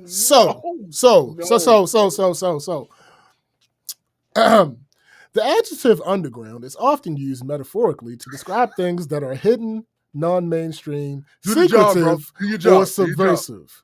Rather than literally located beneath the earth, here's a list of such uses: cultural and social movements, underground music, underground art, underground literature, underground press, underground cinema, social and political context, underground movement, underground economy, underground railroad, underground club, technology and digital culture, underground hacking, underground forums, underground software, lifestyle and identity, underground fashion, underground scene, underground comedy. So just so you know, for years I've been an underground rapper, and that basically means I rap in the sewer. Right? Isn't that what it means? That's not what it means. Y'all stupid as shit. Hold up, bro. I gotta get some of these. I gotta get some of these comments, bro. Hold up. GA says she definitely real. She donated her dreads to Weezy F Baby and F is for fucking stop. She wasn't no bitch real. No, she wasn't. Harriet would never cry about about the SP, then drop the garbage barge of hip-hop history. So I've never been a Wayne fan. All right. I never forget Weezy, one of the MAGA boys. Yes, he is. That's the other thing. Mighty Mike says, it's like I like to say, I'm not making light of my people's struggle, Jews, Holocaust, but Jesus fucking Christ, 500 years of enslavement, Jim Crow, inequality, robbery, grape, and some people buck at reparations. I just can't. 4 years, we get a whole ass country. 500 years of injustice, crickets. And I'm one that believes the Jews should have got what they got. I don't know about the whole country, but I know they should have got some money. Absolutely. 100%. Yep. Right? Mike, again, to continue. Heads, spikes, walls. Yeah. GA. Hill versus Ish shit. Yeah. GA says, yeah, bro, these people so stupid, I don't even try anymore. I just started boxing again just so when I got to hit motherfuckers like that, my punches are sharp. Bringing the new meaning to knowledge is power. Big Mike says, you can buy a lot of things with money, but you can't buy respect. Gramps Walter Gleason. So, in this little thing that I read, when it mentions the Underground Railroad, it literally says, Underground Railroad, a secret network helping enslaved African Americans escape in the U.S. And in parentheses, not a literal railroad. The fact that they had to say, yo, I can't with y'all. The fact that they had to put that in Boomsies, they did it for you. Yo, what I would like, you know what the best thing that happened to me? The best thing that happened to me was the day I had the realization, the epiphany. Yo, you might be the dumbass. That helped me in so many ways. I invite y'all to entertain that thought. Yeah, you might be the dumbass. Because I'm going to tell you what it does for you. It has you saying, well, I don't want to be the dumbass. Guess I got to learn some shit. Yeah. Yeah, it's a whole Yo, GA said my boy Toon been rapping with Saul and the Mole Men. Yo, that's funny. In the sword, bro. That's hilarious. I'm down there. That's what underground means. That apparently. is absolutely hilarious. Yo, I said Harriet owned the whole ass rail line back in the day, but somehow hid it from the Confederates. Listen, this is all I want from to come out of this conversation, right? All I want is for motherfucker to hear it, and if they part of that, just to think twice. Just to go, you know what? I might be the dumbass. I might just be too gullible at accepting shit simply because it's the counter narrative. Because just because something is the counter narrative don't mean it's factually accurate. And once you've built your identity on being that guy or that girl, that whatever the official story was, it must be a lie. It had to be. That's not always the case, B. Right. It's not. And the idea that you think it is shows that at some point in your developmental stages, something didn't quite click. You didn't learn something that was your teachers, maybe it was your parents. I don't know what it was. Maybe it was your peers reinforced that stupid shit. I don't know what it was, but at some point in your development as a person, in your brain's development, in your educational process, you missed something that made you think that you can use one way to explain everything. Okay, this must be because they said it, so it must be not true. Or it's the official story, so. And this is, again, not saying that there aren't times. Absolutely, they've literally rewritten history to make give themselves an advantage in the narrative, and to have us disadvantaged into thinking we can't do shit. No, we can do. We terrible. Why do you think when you get on these fucking comment threads and you got some racist bigot gets on there, starts talking shit about black people, he always tries to focus in on these things that he claims we never did. Mm-hmm. We had whole empires. And there's literally a reason why Africa is in the state it's in now. And all it takes is for you to read some fucking history. They will leapfrog over all of that history just to say, well, how come this is this way? Well, how come that is this way? Thinking that they're actually dunking. You're not. You're showing your level of abject ignorance of not knowing the history of the things that took place over there on that continent, but feeling so entitled to be able to speak on it. You got motherfuckers right now in 2025 saying, how come they ain't got no cities in Africa? What the fuck?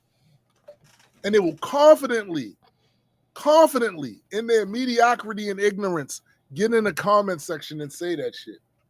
Whole comment section full of black people talking about some shit about that affects our community, and one bigot will jump up in this motherfucker just for the express purpose of telling us what we ain't.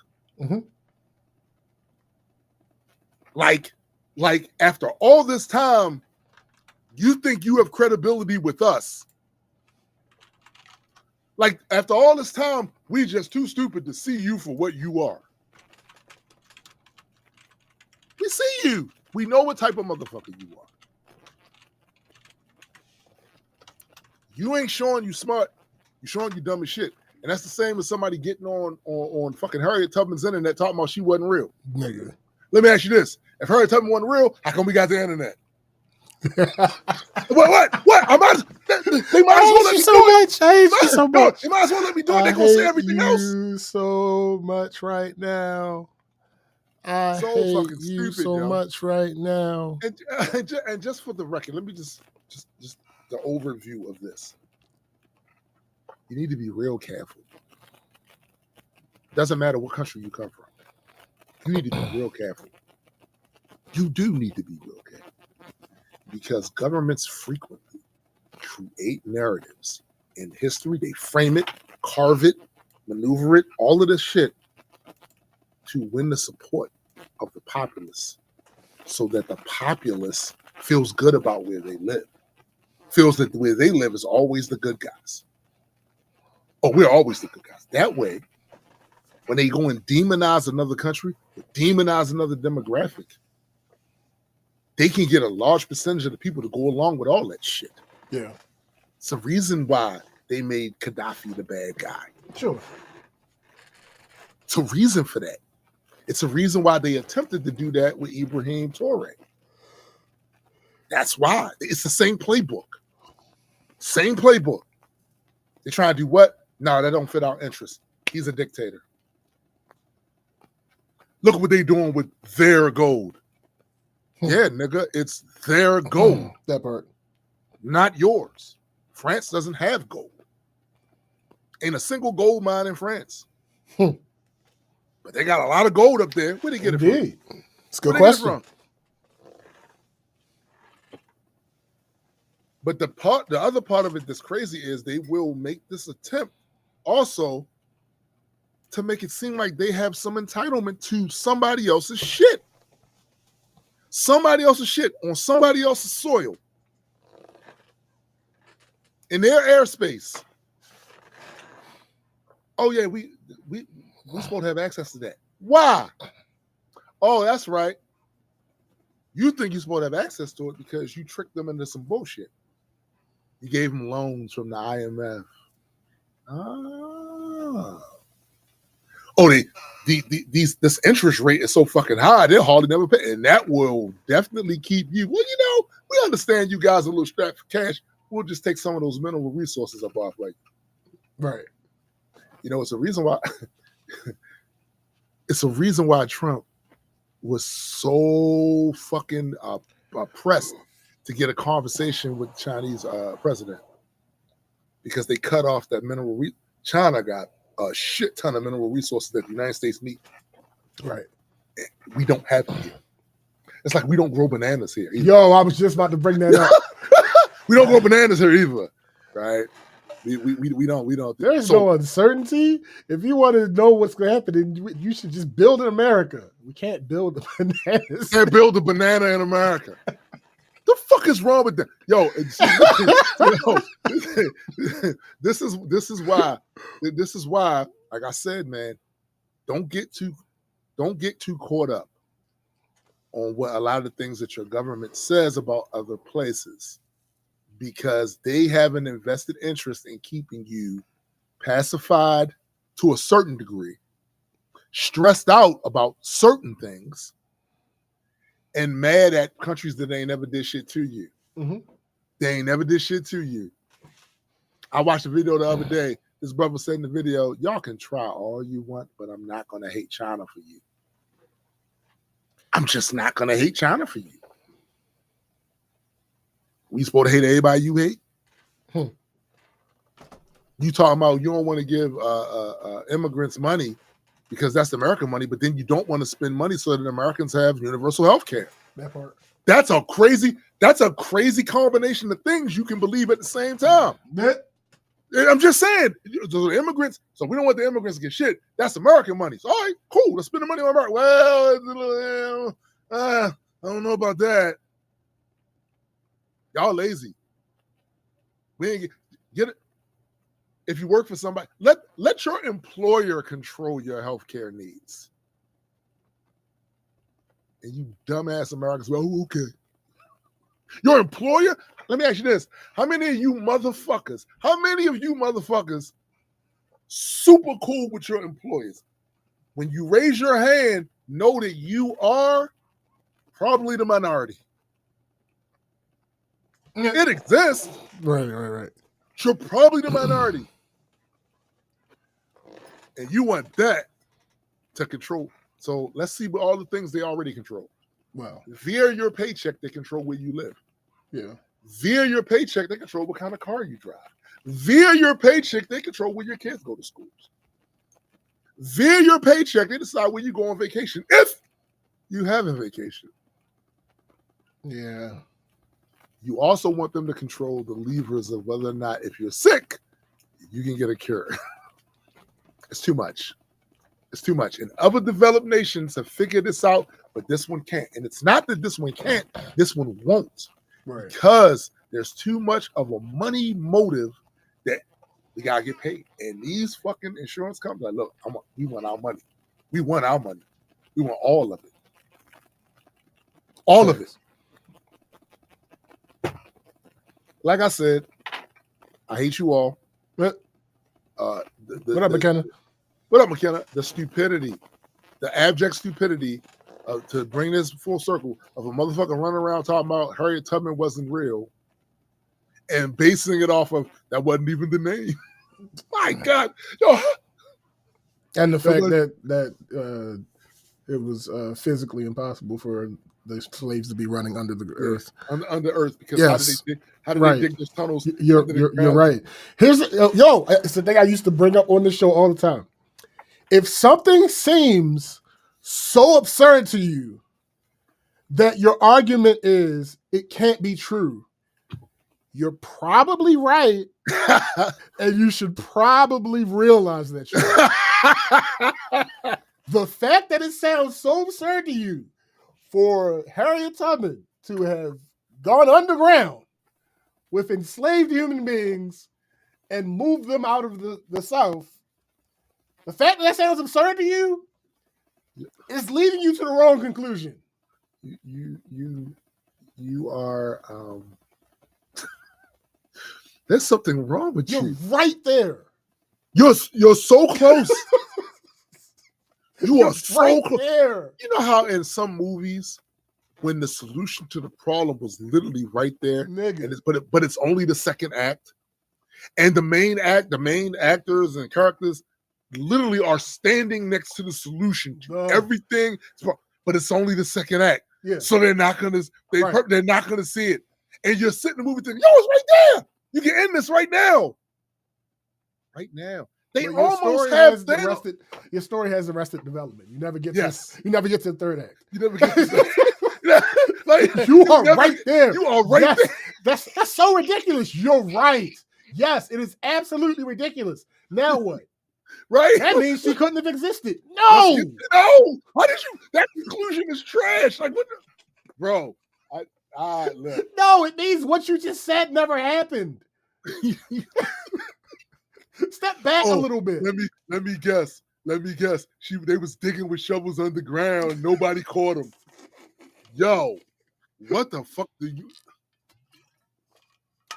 They imagine it like in the movies where like somebody's trying to escape from something. Yeah. And like in their normal quarters, there's like a sheet over top of something, and then the bad guy walks in and they toss something on the sheet and it falls through, and then they realize, oh shit, there's a hole, and then it cuts to the person on the other side. That's what they think. Coming out. They think in the slave quarters, niggas. They think in the slave quarters, right? Niggas was making holes and shit under the ground with spoons. And they had this whole network of different plantations where they were all building holes in the slave quarters and shit. Niggas was going down there. They called each other on their cell phones to coordinate this. Right. No, they was using drums. Come on, bro. So when they thought they had the slaves in the churches and shit singing, actually each one was like directions. When they hit the drums and shit, it was directions and shit. The fuck out of here. Moving on, because I'm mad. Fuck y'all. Hey, GA, you showing your age with that whole y'all can't be redeemed. That's funny. That's funny, GA. So Clips. The Clips have an album coming out. Yes, they do. And they did a feature in GQ. And which this is feature starting to be the go-to place for a lot of people. This feature is long as shit. I'm not going to read this entire article. Matter of fact, I'm going to start at the top and I'm going to scroll. And I'm going to count how long it takes me to scroll. 1, 2. Jay said, I used to watch old ass shows, motherfucker. 5, 6, 7, 8, 9, 10, 11, 12, 13. I'm scrolling as fast as I can. 15 seconds. Scrolling as fast as I can with my scroll wheel on my mouse. Wow. There's no way I'm reading all that entire article. However, what we do have. Give them the Cliff Notes. Well, I got a Cliff Notes version, and I have points of emphasis where I'm going to actually go to the article and read excerpts from it. So, Pusha T and Malice. Now, I'm guessing he changed his name back because his name was No Malice.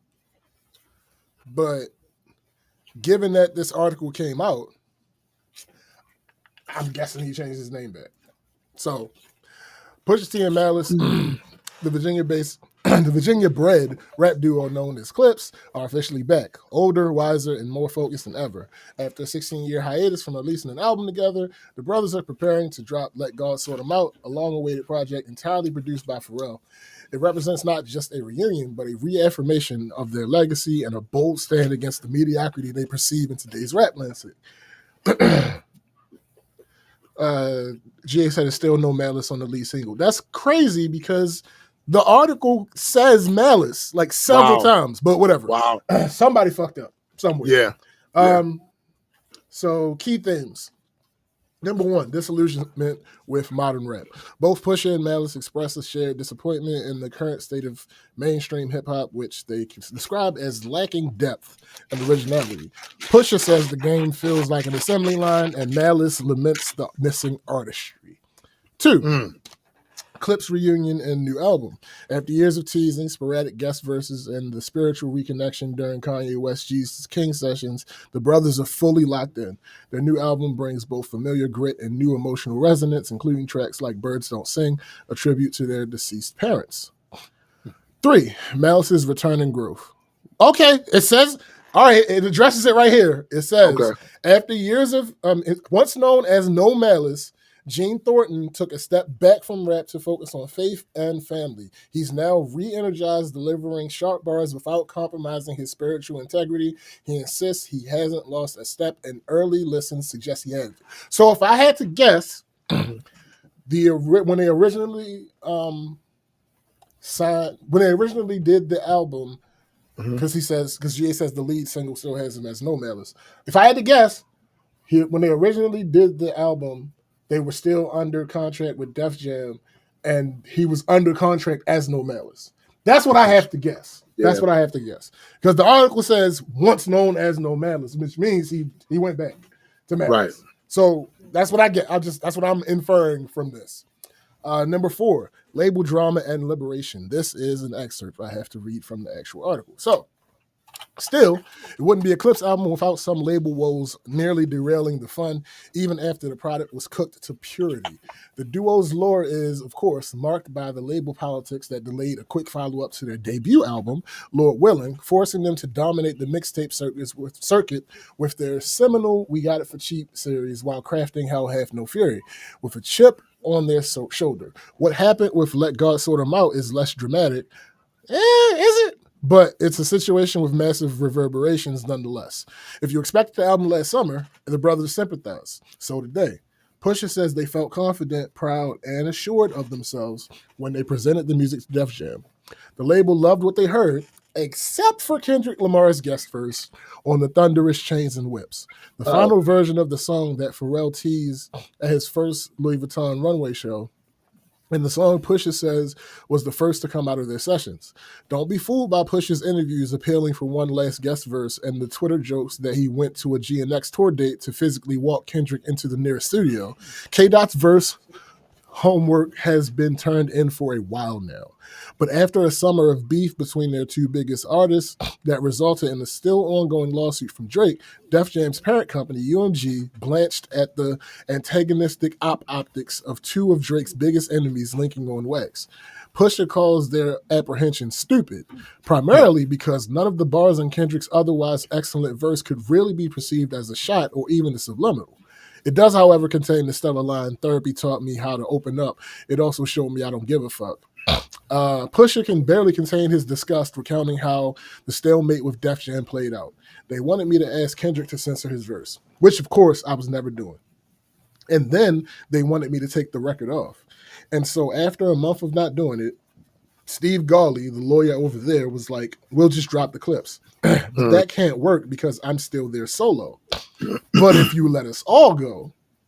Sure enough, Def Jam eventually agreed to release the clips and drop Pusha as a solo artist, freeing the duo up to shop for a new home with a finished clips album and plenty more music in their pockets. Ultimately, Pusha says, the endeavor was gratifying. It felt good to even see how other labels were buying for the project. Now, as they teased last week, with a picture in front of the label's playing insignia, they've ended up at Jay-Z's Rock Nation. where they feel fully supported and energized. I think that synergy, just in a rap sense, is going to speak volumes, Pusha says of the partnership. So if they're now officially doing business with The Rock, and the Kendrick verse was never the feature Pusha kept alluding to, holding out for, does this mean we're due for another Pusha and Jay-Z collaboration? Pusha's already gotten a later career best from Jay-Z. One can only imagine how hard Jigga would go for his first true Blue Clips collab. We made history a couple times, Push says, with a coy smirk, referring to the two elusive J features he's nabbed in the past. I feel like being in the business is a bigger link up than any verse. Asked if Jay made his patented screw face when he heard the new music, Pusha replies, "Yeah, but you got that on camera already," referring to the crowd shots of Jay reacting to Chains and Whips during the Louis V show. Ironically, if anybody deserves a speeding ticket for antagonizing other rappers on Chains, it's Pusha, whose verse is a not so thinly veiled response to veteran Dipset rapper Jim Jones going on something of a "what's the big deal about Pusha T" tour during a run of interviews debating the top 50 MCs of all time. I personally never understood what the interviews were about, Pusha says, or why my name kept coming up. It's one thing if it's one thing to keep saying I'm not a top 50 MC. But it's another thing for you not to say that you are one. No one asked me about a top 50 nothing. After about the third interview, I promise you, I said, man, Jim must really want me to know what he thinks about me. And that's how my verse came. This is what I really think about him. This is what I really think about him. Every line is my true heart. Yikes. So, for those who didn't pick up what I was just putting down, Drake is the reason that the Clips album got pushed back a year, effectively. And this is not the first time that UMG has stepped in on behalf of Drake, whether Drake asked for it or not, because that's not important. Right. That's not important here. It's really not. This is not the first time that UMG has stepped in on behalf of Drake to stop somebody's music from coming out. Right. Also, I don't understand why people got this. I guess I do. But with the full context of the article, I don't really understand why people were saying Def Jam dropped the Clips and Pusha T. Pusha T had to pay I think seven-figure fee in order to get out of those deals with the Clips deal and his deal with Def Jam and keep the music. Right. That's not being dropped. That's buying yourself out of your deal. Right. Those are two distinctly different things. Yeah, but this is also the other issue with, I think a lot of the hip hop audience is overly consumed with the shit that happens behind the scenes, and they typically don't have a real clue. So they be labeling things the wrong shit, right? And they talk about it with such confidence, like they were standing in the room while the whole shit was going on. A lot of them don't really know. They're hyper consumed about it, contracts, this, that, but they don't really know. I did see a lot of people saying they was dropped. They got dropped. You don't get dropped by giving them $7 million. That's not how it drops. No. Not how it drops. So GA, not even Def Jam specifically, UMG specifically, like not even the people that work at Def Jam in obedience with UMG. No, somebody specifically that works at UMG came in and said, no, we can't do this. So, yes. But a lot of this also has to do with Drake's litigious behavior. Absolutely. For the last year. And this is the thing where a lot of us were saying shit like this would happen, because you set a precedent with every lawsuit, especially those things that have never been sued for those reasons before. And the idea, he can dress it up all he wants, but the idea he basically was suing because somebody called him a name. I literally saw one of his fans get on Twitter and say, I mean, ain't nothing wrong with battling, but you can't be telling lies about each other. That's literally what battling Yeah. There's a very specific circumstance where lying is a bad thing. And that's when it's obvious that it's a lie.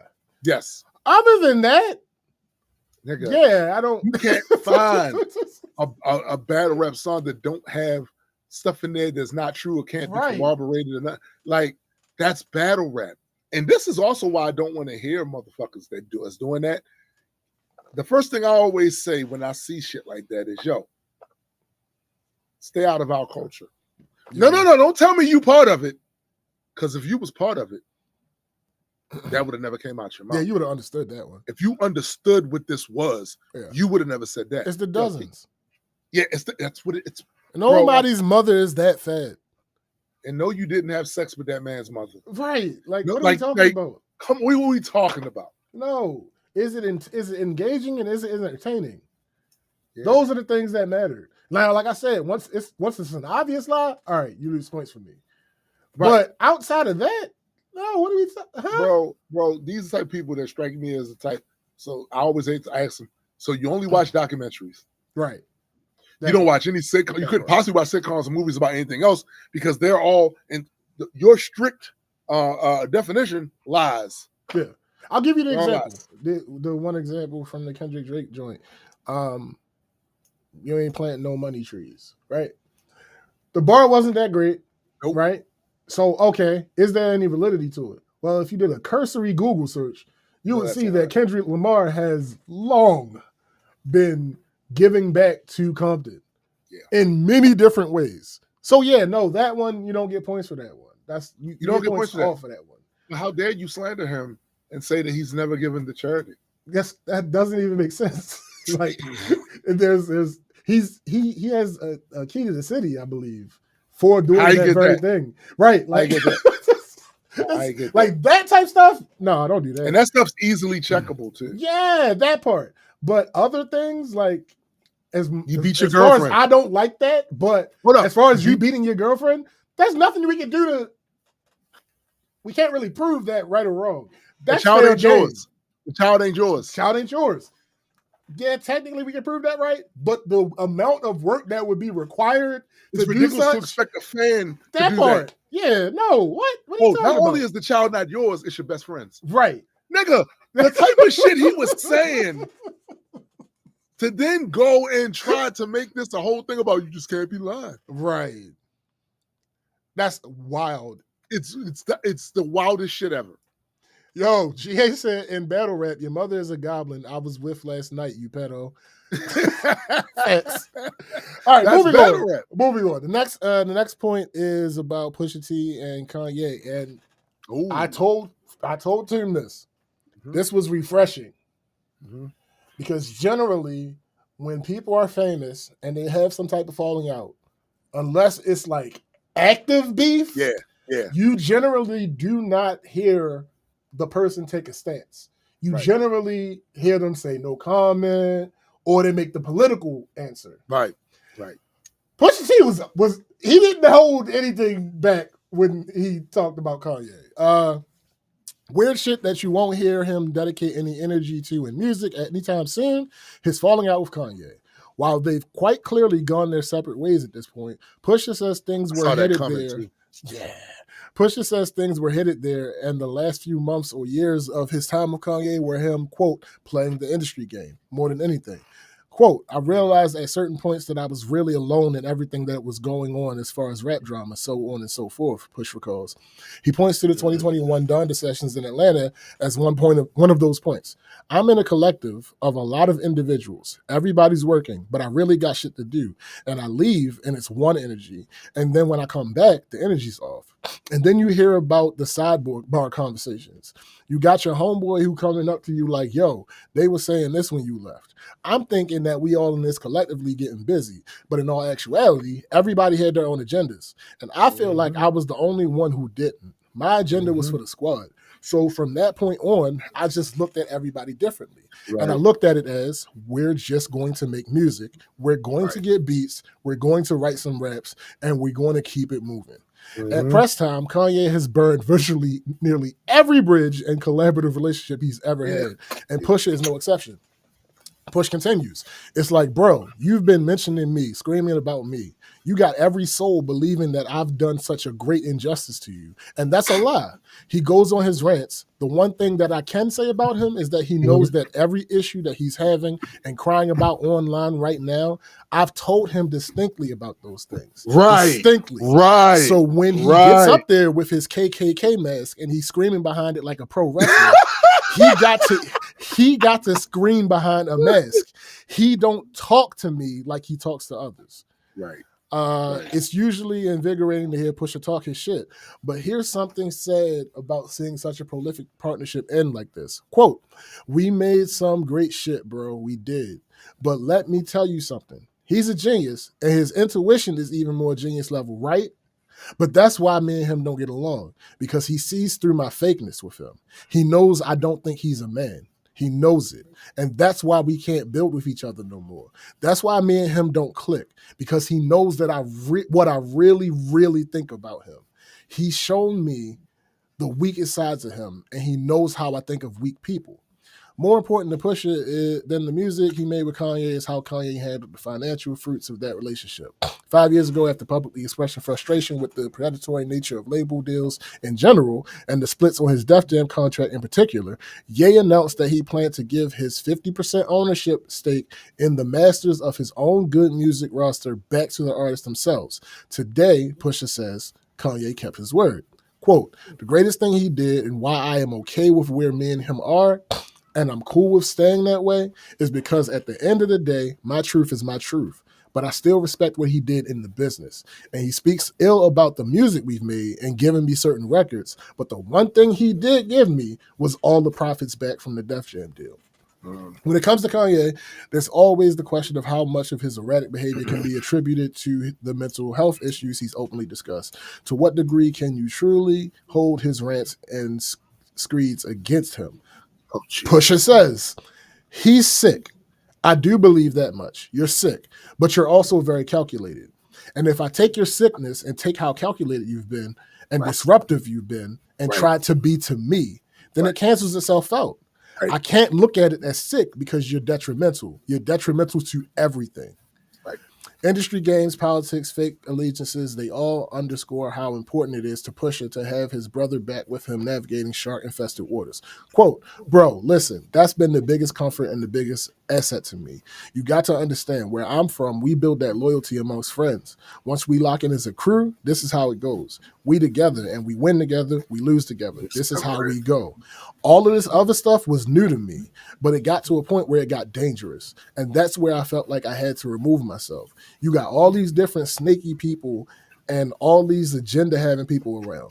People backbiting you. Come on, man. It's been really crazy. But ultimately, the Clips album for me was a departure and just something that I missed and just brotherhood. You know what I'm saying? It's like, damn, bro. Shit was therapy for so many reasons. But most importantly, like, damn, just natural, genuine brotherhood.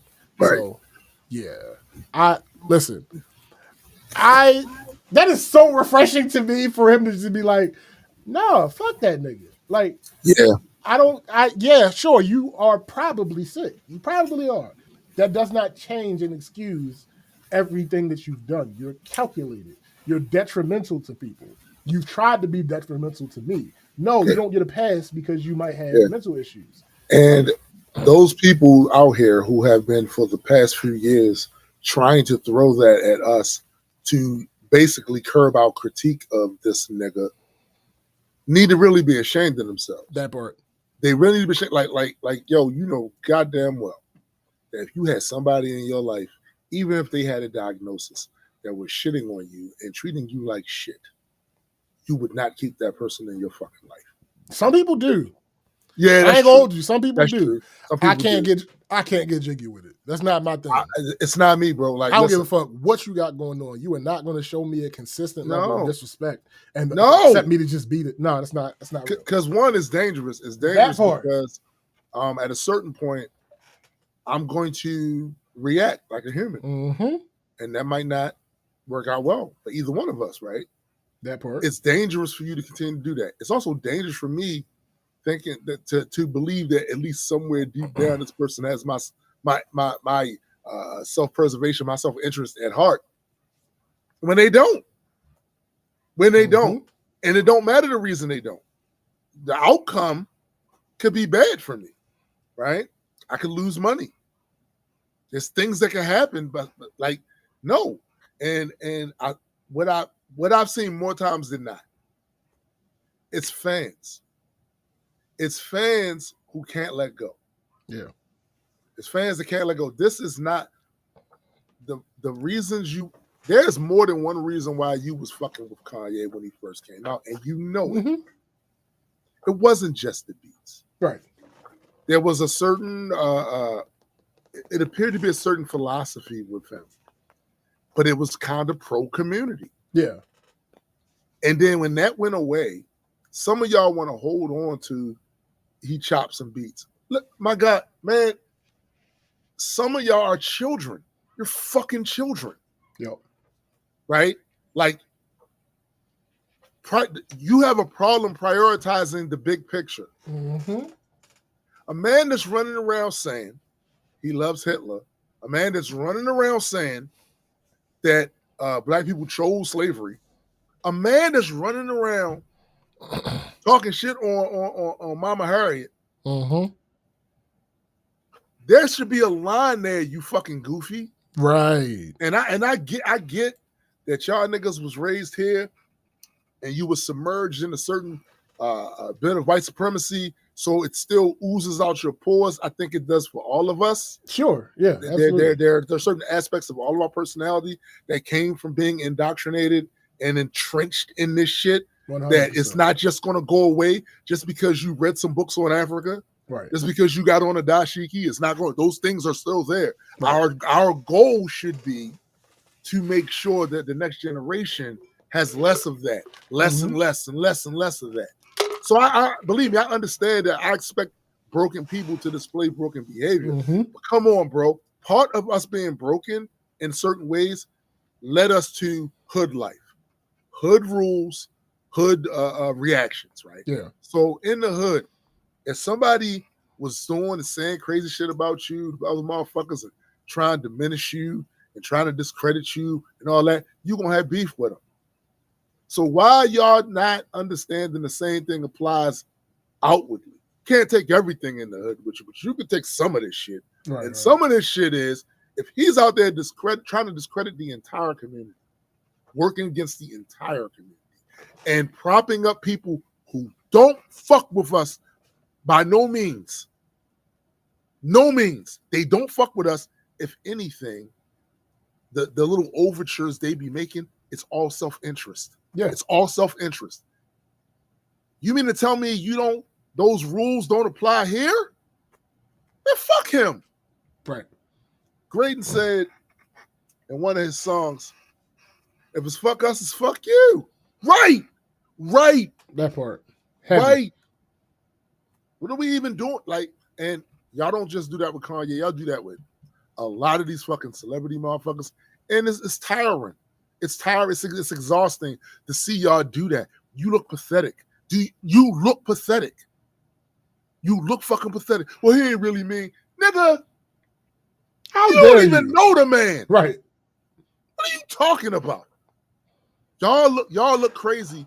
And what I'm gonna need for y'all to do is put a bear hug around some integrity. Put a bear hug around that shit. Some self-respect.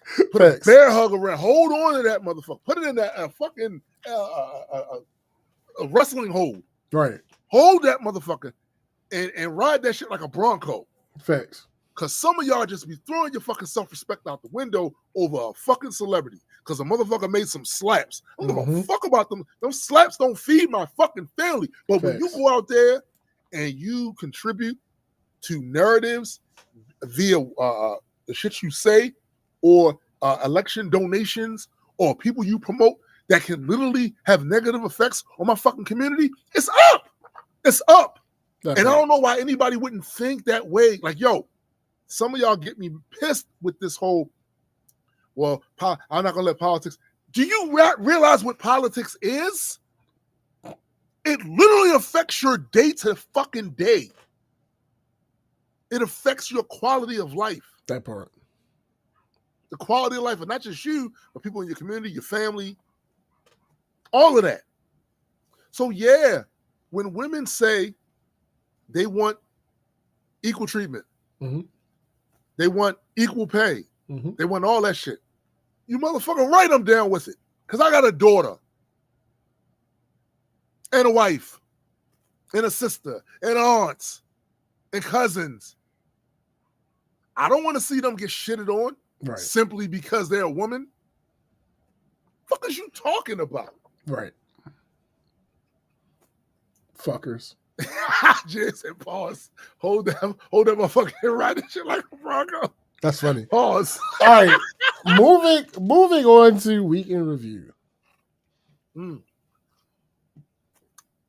So this week, first of all, I'm gonna tell you. Of course. But also, other than that, me and my wife went to this school because it's part of like outreach, right? For the veterinarian office she runs and her business, right? Her grooming business. Because it's a great thing to be able to stand in front of some kids and introduce them to things they didn't know about because it can influence what they might want to do for a career, right? And that's always great. That's always a great thing to do. In theory. But here's the reality. It's been a long time since I've been around a bunch of little booger farms. Yo. Listen, I'm just. Oh God. It's been a long time since I've been around a bunch of chattering, dirty-fingered, impulsive children. What grades were we talking? We're talking kindergarten. And I'm gonna just say this: Marty Marr love the kids, but they bad as shit. Y'all can listen. So she had the entire presentation where she brought one of these big dumbass rabbits that is actually owned by one of her clients, or that she grooms this rabbit, right? Right. This motherfucker is like that big and shit. That motherfucker is huge. Long ass, dumbass ears. Like, they look like fucking tube socks. Like, the motherfuckers are fucking long and huge. So we snatched that up and we went to the school to do. We did 4 classes. Now, this is what you gotta know about me. When I don't know people, I am not smiley. I am not laughy. I guarantee you that's not a surprise to anyone. Shut up. Oh, my bad. I am not. I don't have pleasantries. No shit, my guy. And here's the thing: it does not matter what you do for a living. You can be Jason. You don't say. You can be a cop, especially if you're a cop. I mean, you could be someone who works in a charitable field that I ultimately respect, give it high regards. I don't have rap for you because I don't know you. So I am certain that this is one of the reasons why most things that was directed to us was directed towards my wife, because she was smiley and had the bit. I'm there to take pictures. And a little video. That's what I'm there to do.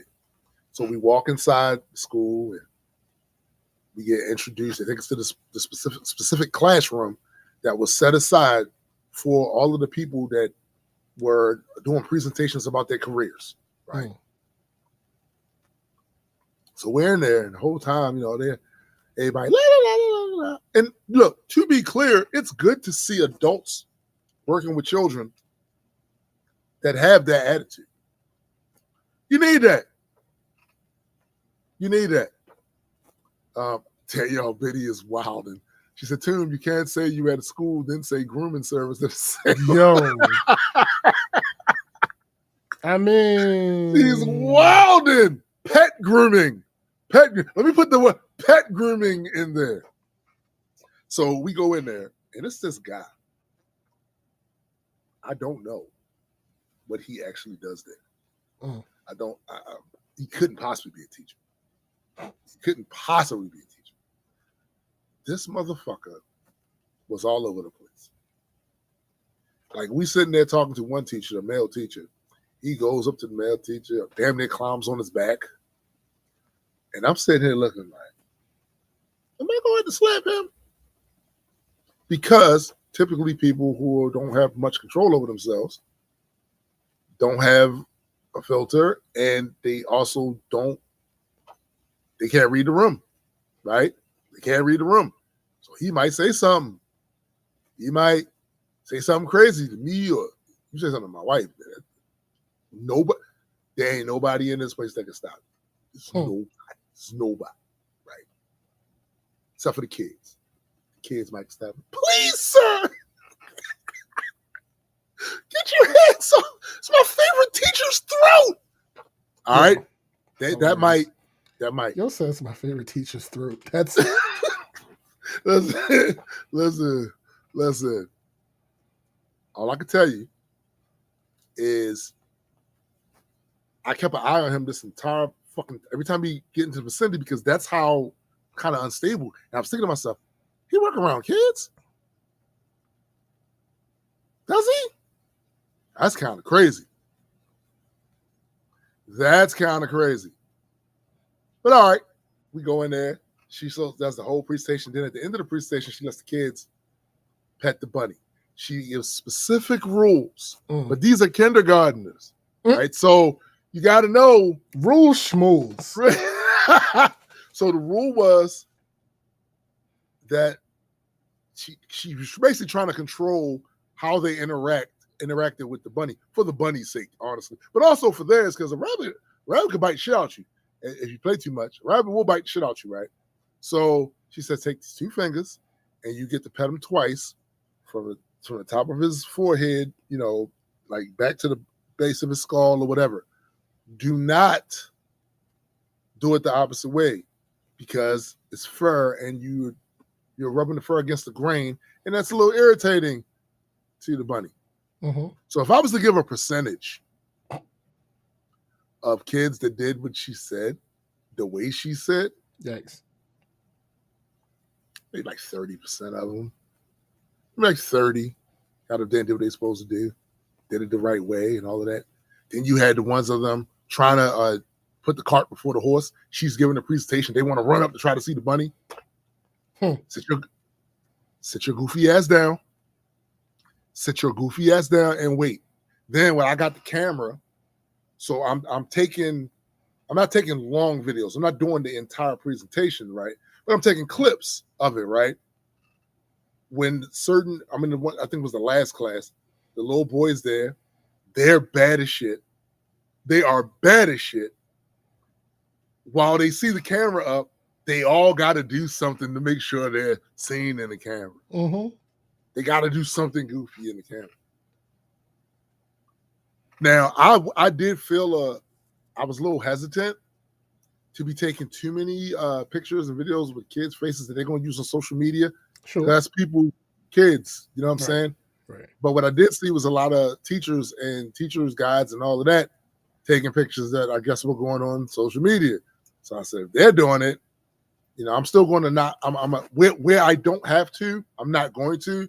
But if one of them or 2 of them face pops up in the thing, I'm not going to, go crazy about it. So most of the times when I took the pictures, it was like one of the angles where you can see that she's, basically either handing out some souvenir novelty shit for them or whatever, but their faces aren't directly in most of the shots.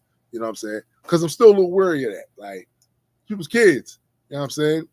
And people are ass, to be honest with you. Like, people are ass. There are a bunch of debauched ass motherfuckers running around here. The shit they think about with kids and all that. I ain't doing that. So We did the thing. It took about 2 hours, right? We did it. On the way back, we had to of course, we had to go down, take the bunny back to the owner. But before we could get in the car, somebody had parked super close to the side of the car where the cage thing was at, the cage door. So Yetta pulls out. When she pulls out, guess who comes to see us? The weirdo. Weirdo snake. He said, wait a minute, where's the bunny? Can I see the bunny? So at this point, we're still on school property, technically, because it's the parking lot, but we're not in the school. There ain't no kids. Close enough. I could like boop bop him real quick. If he's annoying, if he does something, I could boop bop him real quick. And we just pull off. We can pull off. Basically, he had his phone camera. It was something real innocent. He had his phone camera. I guess he had another kid that didn't get a chance to see the bunny or whatever. So they're looking at it through the bunny like, that was cool. And after he did that, I didn't shake his hand. There you go. In other words, motioning and beat it. Beat it. He's weird. He's weird. He's weird. And those guys like that, I don't be trusting them. I don't.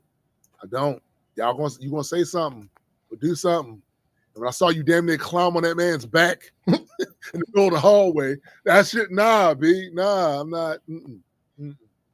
So we go back to, first of all, let me tell you about a little something about the owners of the rabbit. So this is an older couple. I don't know how they do what they did. They got about 4 of these big motherfuckers.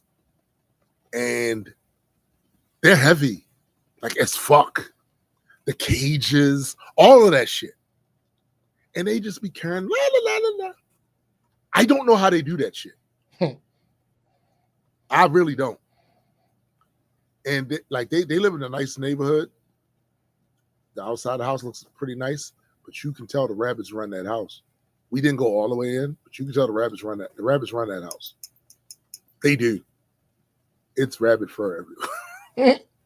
Open the door, it's like trails of rabbit fur float out the house and shit, like everywhere. So that was one thing that we did this week. And like I said, I was just there to take pictures. And one thing I noticed about that too is you can tell if you have developed a skill, it is best to do it every so often, even if it's not something you do on a regular basis anymore. Because you will get rusty. Nigga. You will get rusty. And I found myself looking for certain things in the menu that I never had to search that hard for anymore. Because typically, what my camera is used for most of the time these days, it's right up there on that goddamn tripod. Mm-hmm. Right? Right on the tripod. So it's already got the settings set the way it need to be set in order for me to do this show. The only other thing I may do every so often is some product photos. I may do that. But actually going out there and have to deal with people while you're doing some sort of shooting, whatever, no. And that leads me to the other thing. What I'm gonna need from you phone photographers, I need you to stay out of the way. Get the fuck out the way. Move. All right. You're at an event. And most of the people there are just people that work at the event or just there for the event. Mm-hmm. The event people hire a photographer. They hire a videographer. I understand that we live in the social media time and everybody wants pics for Instagram. I get it. I empathize. However, they have someone there who was hired to get good shots, good videos. And you jumping in the way every fucking time something interesting happens guarantees that a lot of my shots are going to be useless. Sure. Because you're in the fucking way. Now, thankfully, Photoshop has a bunch of new tools where you can just get people out the fucking picture, period, like fairly easily. But they are not guaranteed to yield great results. It just depends on what the generative AI decides. Like, did it read the area right? So did it patched in properly so it looks authentic? That's always going to be a question, right?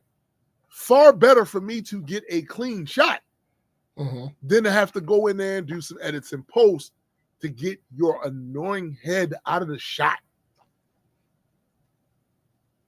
And y'all do this shit all the time. Look, I understand. These phones are amazing. They do things with software that lower end cameras probably can't do with hardware. All right. I don't have a lower end camera. You're in the way.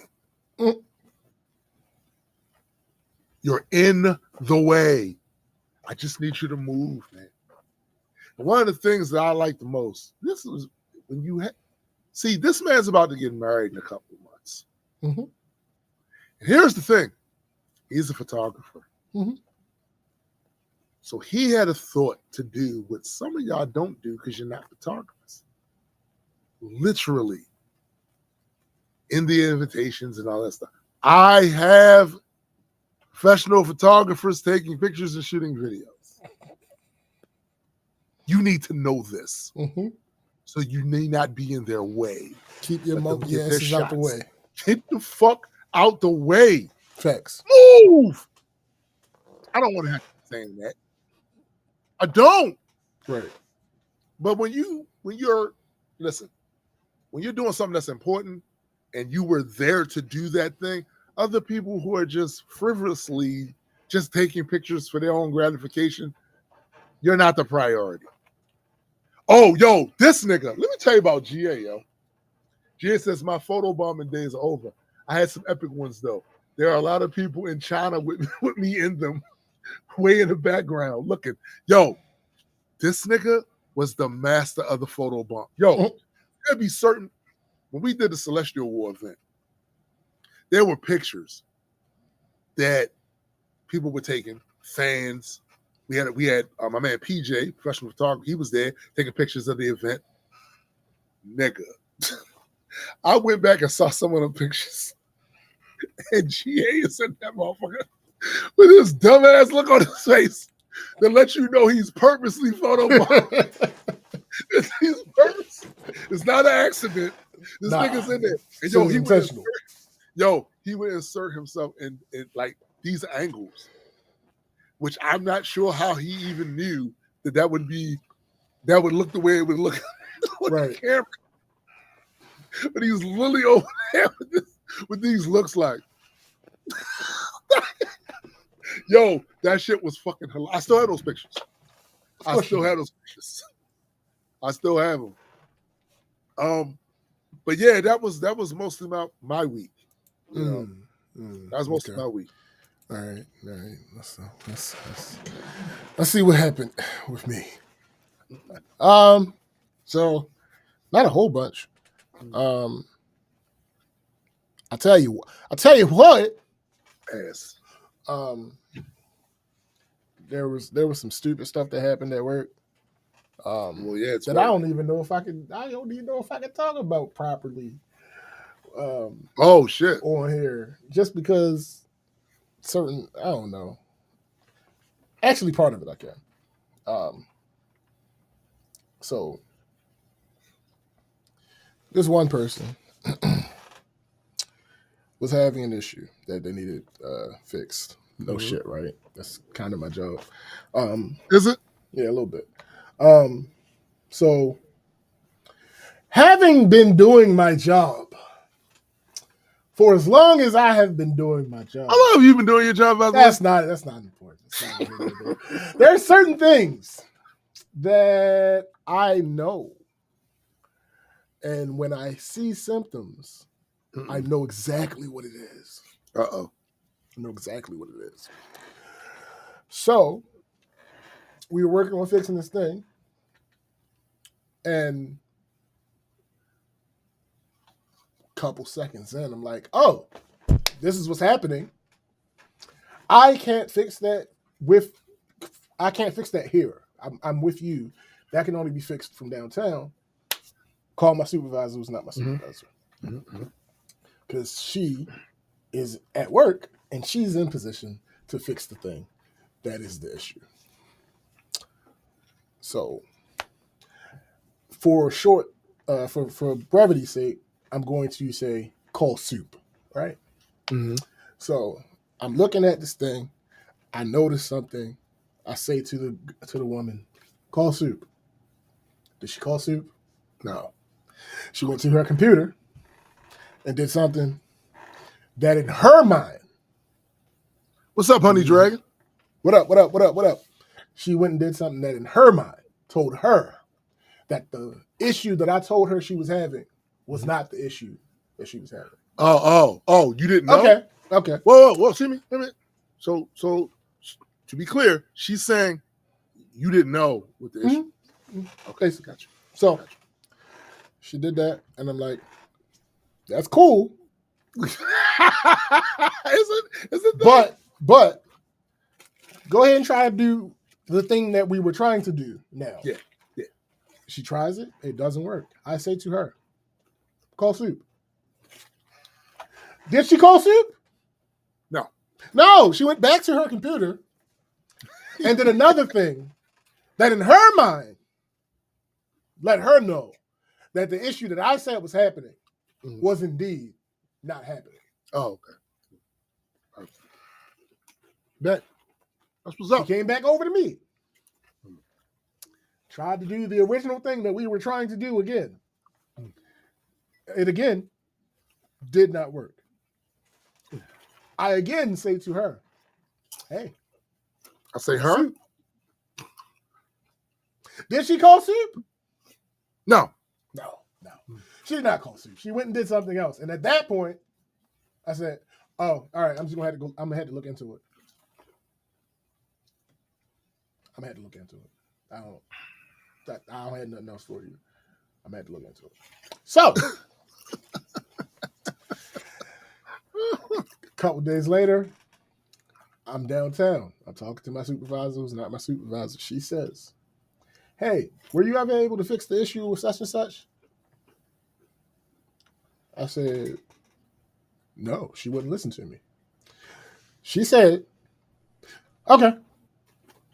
Interesting. Because if you're not going to listen to me, right, what I'm supposed to help you. Yeah, I'm supposed to help you. That's a great lesson. Y'all need to listen. Some of y'all, that's a great lesson right there. I can't help you if you don't listen to me. It's that simple. So the next day, and supervisor not she was like, what's going on? She ain't listen to you? All right. So on her. Right. The next day, woman in question calls me on my phone and says, hey, remember you was helping me with such and such? I'm like, yeah. She said, it was what you said what it was.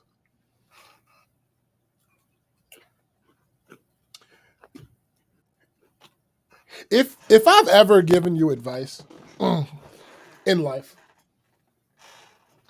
I want to be clear. Me giving you advice does not mean that you have to take my advice. No. And it does not automatically mean, and you not taking my advice does not automatically mean I will never give you advice again. Mm-hmm. No. Because at the end of the day, who the fuck am I? How many? Oh, stop. When you say who the fuck are you, that depends on the situation. Absolutely. But in this situation, you are him. Sure. But my point, though, is don't come back to me telling me I was right. The moment that I expressed it to you, I knew I was right. You were right. The fact that in the moment you disregarded what I said made me have a lower opinion of your opinion of whether I'm right or not. Facts. So the moment that you disregard my advice, I instantly no longer care whether you think I'm right or wrong. again, there's no hard feelings or anything. It's just that's not something that I care about anymore. Like, why would you? At that point, clearly you've disregarded my help. Again, who the fuck am I? Cool. Right. No hard feelings. You obviously don't see me as an authority on this. That part. So cool. Just expect my behavior to reflect that moving forward. Right? And again, it does not necessarily mean automatically that I'll never give you more advice. Especially if I rock with, like, we people's.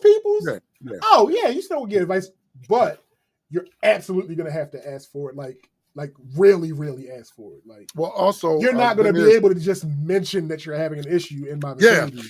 Yeah. And you're gonna have to say to me legitimately, I need your help. 100%. Yeah, because we're not doing this. Because I've tried that before. And also, listen, just with me, y'all know I troll my friends. I troll the people I fuck with, right? I'm still gonna give you some advice when you need it. Yeah. But it's gonna come with some shit. Nigga, listen. It's gonna I troll my friends too, but not about this. If I told you, I informed you thusly. This nigga. Yet you ignored. You did not heed. You did not heed. Not even defer. Because sometimes I'm not the expert, right? Sometimes I'm not the expert in the situation. Right. So I'm not even going to use defer. It's heed. You did not heed my advice. And that's cool. Again, you don't have to. Right. But don't come back to me telling me I was right. I wasn't in question as to whether I was right. No, see, that's the other thing. At no point was I confused. No. Nigga, I'm quick to tell you I don't know. Or this is not, I'm not familiar with my wheelhouse. I don't got no experience doing it. My mother hit me up yesterday asking about something about a website. I don't know, man. Right. This is not my expertise. What typically happens is people think, because you IT, you must know about it. That's not really the case. And Chrissy offered another part, like, people know that I'm tech savvy, so they're like, you can figure it out. That may or may not be true. There are times that it's true and times it's not true. But again, I'm quick to let you know, hey, I don't know what I'm doing. I don't know nothing about this shit. I have no experience. I'm like you in this. Right. I have no experience here. But if I go so far as to say, I know what this is, you gotta don't ever endeavor to come back to me talk about you was right. Get the fuck out my face. As if I came to you with that in question. Right. Like I was wondering. You came to me. Yeah. And I said, it'd be one thing if we're trying to figure something out and I'm like, I'll help you try to figure it out. I'm not sure. Yes. Maybe it's this, maybe it's that's different. Yeah. You can tell me I'm right about that because there was question. Right. I wasn't sure.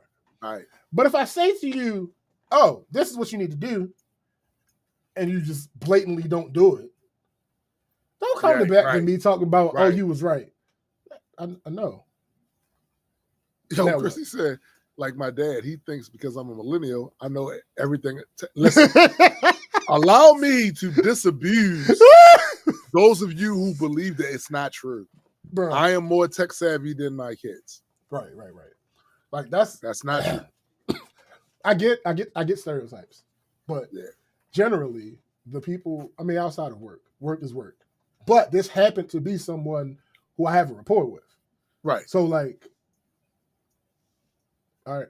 Like I even said to her, I wouldn't be able to say this to everybody at work, but I was like, I know. Like, you was right. The issue that you said is what it was. I know. Oh, you want to be an asshole about it? Call it what you want. If we was to do a definitional trace on the term asshole, I'm sure there are like a lot of sub. Yeah, that's probably one that fits. I might fall under one of them but I would also argue that you fit in at least one of them when I came to you and told you and you didn't do it. You didn't ask. I'm just saying. Facts. Gotta cancel each other out. What are we talking about here? Sure, Yeah.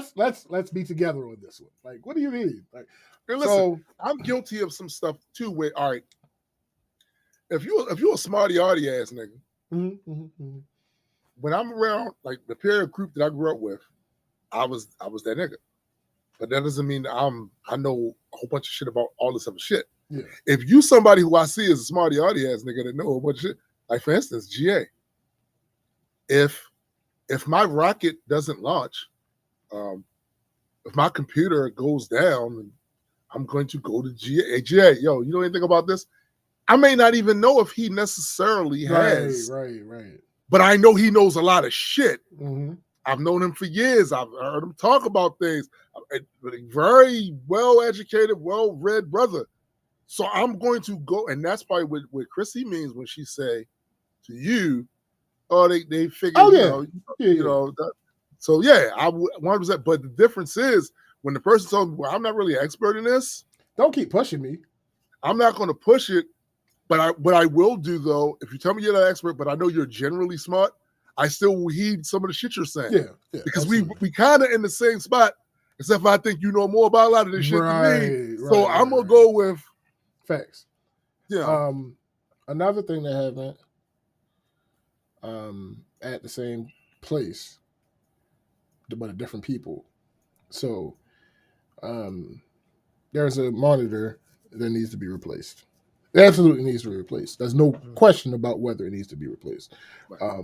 We happen to have several monitors throughout the company that they was tanks, nigga. Like, and not even a literal sense. Like, they're not big back monitors or no shit like that. But they was built to last, and them bitches been in place for like 7 years or some shit like that. Right. It's time to get rid of them. It's time. Facts. They aren't broken, but they're not optimal. So it's time to get rid of them.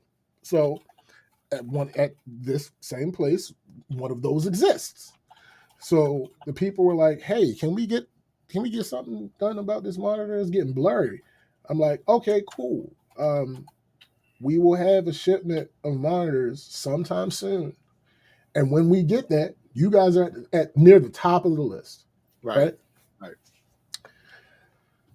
That initial conversation happened like 2 months ago. Okay. Every time I've seen them since, "Hey, monitor, you're on the list." I'm sorry. It started off with me saying what I said, something a lot closer to what I initially said to them. Right. And then eventually whittled down to, "You're on the list. Hey, monitor, you're on the list. Hey, you're on the list." Like every time I see them. So the other day, my boss comes out of her office and she's like, "Don't these people talk to you when they see you?" Whoa, relax. I'm like, it depends on which people we're talking about. She says the person's name. No, she says, "You didn't see the email yet?" I look at my email. I have no new email. I said, I don't have one. So one of the other vice presidents sent her an email, and she's like, "Why the hell would he send me the email and not send you the email?" I said, "I don't know. I wasn't there. I ain't the one that sent it." And then she mentions the person's name, and she mentions the monitor. And I said, "Oh, no. They absolutely have said something to me about it. Remember that order of monitors that we recently put in that I sparked? That I said, hey, we have a bunch of old monitors that we need to replace. We should probably add about 10 or so monitors to the order that we were going to make. Remember that?" "Yeah, that's one of the reasons." And she's like, "No." I said, "Yes." Yes. So she's like, I said it to her, to my boss. I said, "This type of thing makes me not want to replace their monitor." Right. And she says, "I get it." Because what are you doing? Yeah. So I think I talked about this a little while back. They wanted to paint the rental office, and they expected me to do this, that, and this, that. But they never talked to their boss about this thing. Right. So you want to do something as big as paint your entire rental office and not talk to your boss. But when I tell you we got monitors coming in and you're at the top of the list, that's not good enough to you. So you go bother your boss about that one. Yeah, what the fuck? Oh, all right, you gonna wait? And my boss was like, okay, the monitors have come in. We have the new monitors now, but I have a monitor. I have an older monitor in my office. Go make sure that work and get it to them. Right. Now you just talk yourself out of a brand new monitor because you couldn't be patient. Like, what are we talking about? Not just not being patient, because I was never going to go back to my boss or my supervisor, not my supervisor, and tell them that these people were nagging me about the monitor, because it's not that serious. It's not serious. But once you try to go call yourself going over everybody else's head, now you got to understand that that's not how things work. Right. So yes, we're going to make sure you can do your job, and make sure you can do your job comfortably. You won't get a better monitor than what you had. But you don't talk yourself out of the new monitor. Like the newest new. True. Now you done fucked that up for yourself. How does that make you feel? Well, it should make you feel like a jackass. I mean, I don't know if it does, but it should. It should. It's the craziest like shit, bro. Like, I just don't understand. Like, we're coming. we're on our way. Like I said, I didn't know the monitors had come in. Right. So I probably would have said something. Wait a minute, who's getting new monitors though? Oh, there's a list. Oh. There's a list, and they were near the top of the list. But and now they're not. Who's getting the one they didn't get? I don't know yet. I gotta look at the list because I was about to leave out for the field when that happened, and that was Thursday. So, do you need a new monitor on your job? No. See, one of the perks is that. Listen, I mean, I ain't gonna hold you. One of the perks is that when new shit comes in, I gotta test it. So when the hot newness comes in, I gotta get on that. Either me or my supervisor who's not my supervisor, and my supervisor who's not my supervisor, old and busted, right? And when either me or my supervisor is not my supervisor, and she is not really keen on the super new shit, so usually it ends up being me. So yeah, like Windows 11 came out, I upgraded my computer first. See, that I understand, because you know how them fucking new operating systems, right? Absolutely. But what about like the other shit, like new monitors, new keyboards? Yep, new monitors. Well, no. I mean, we don't do custom keyboards. The computers that we buy all come with keyboards, so that's not really a thing. But when we got the new batch of computers, hey, let me go ahead, set one of these up and put it at your desk.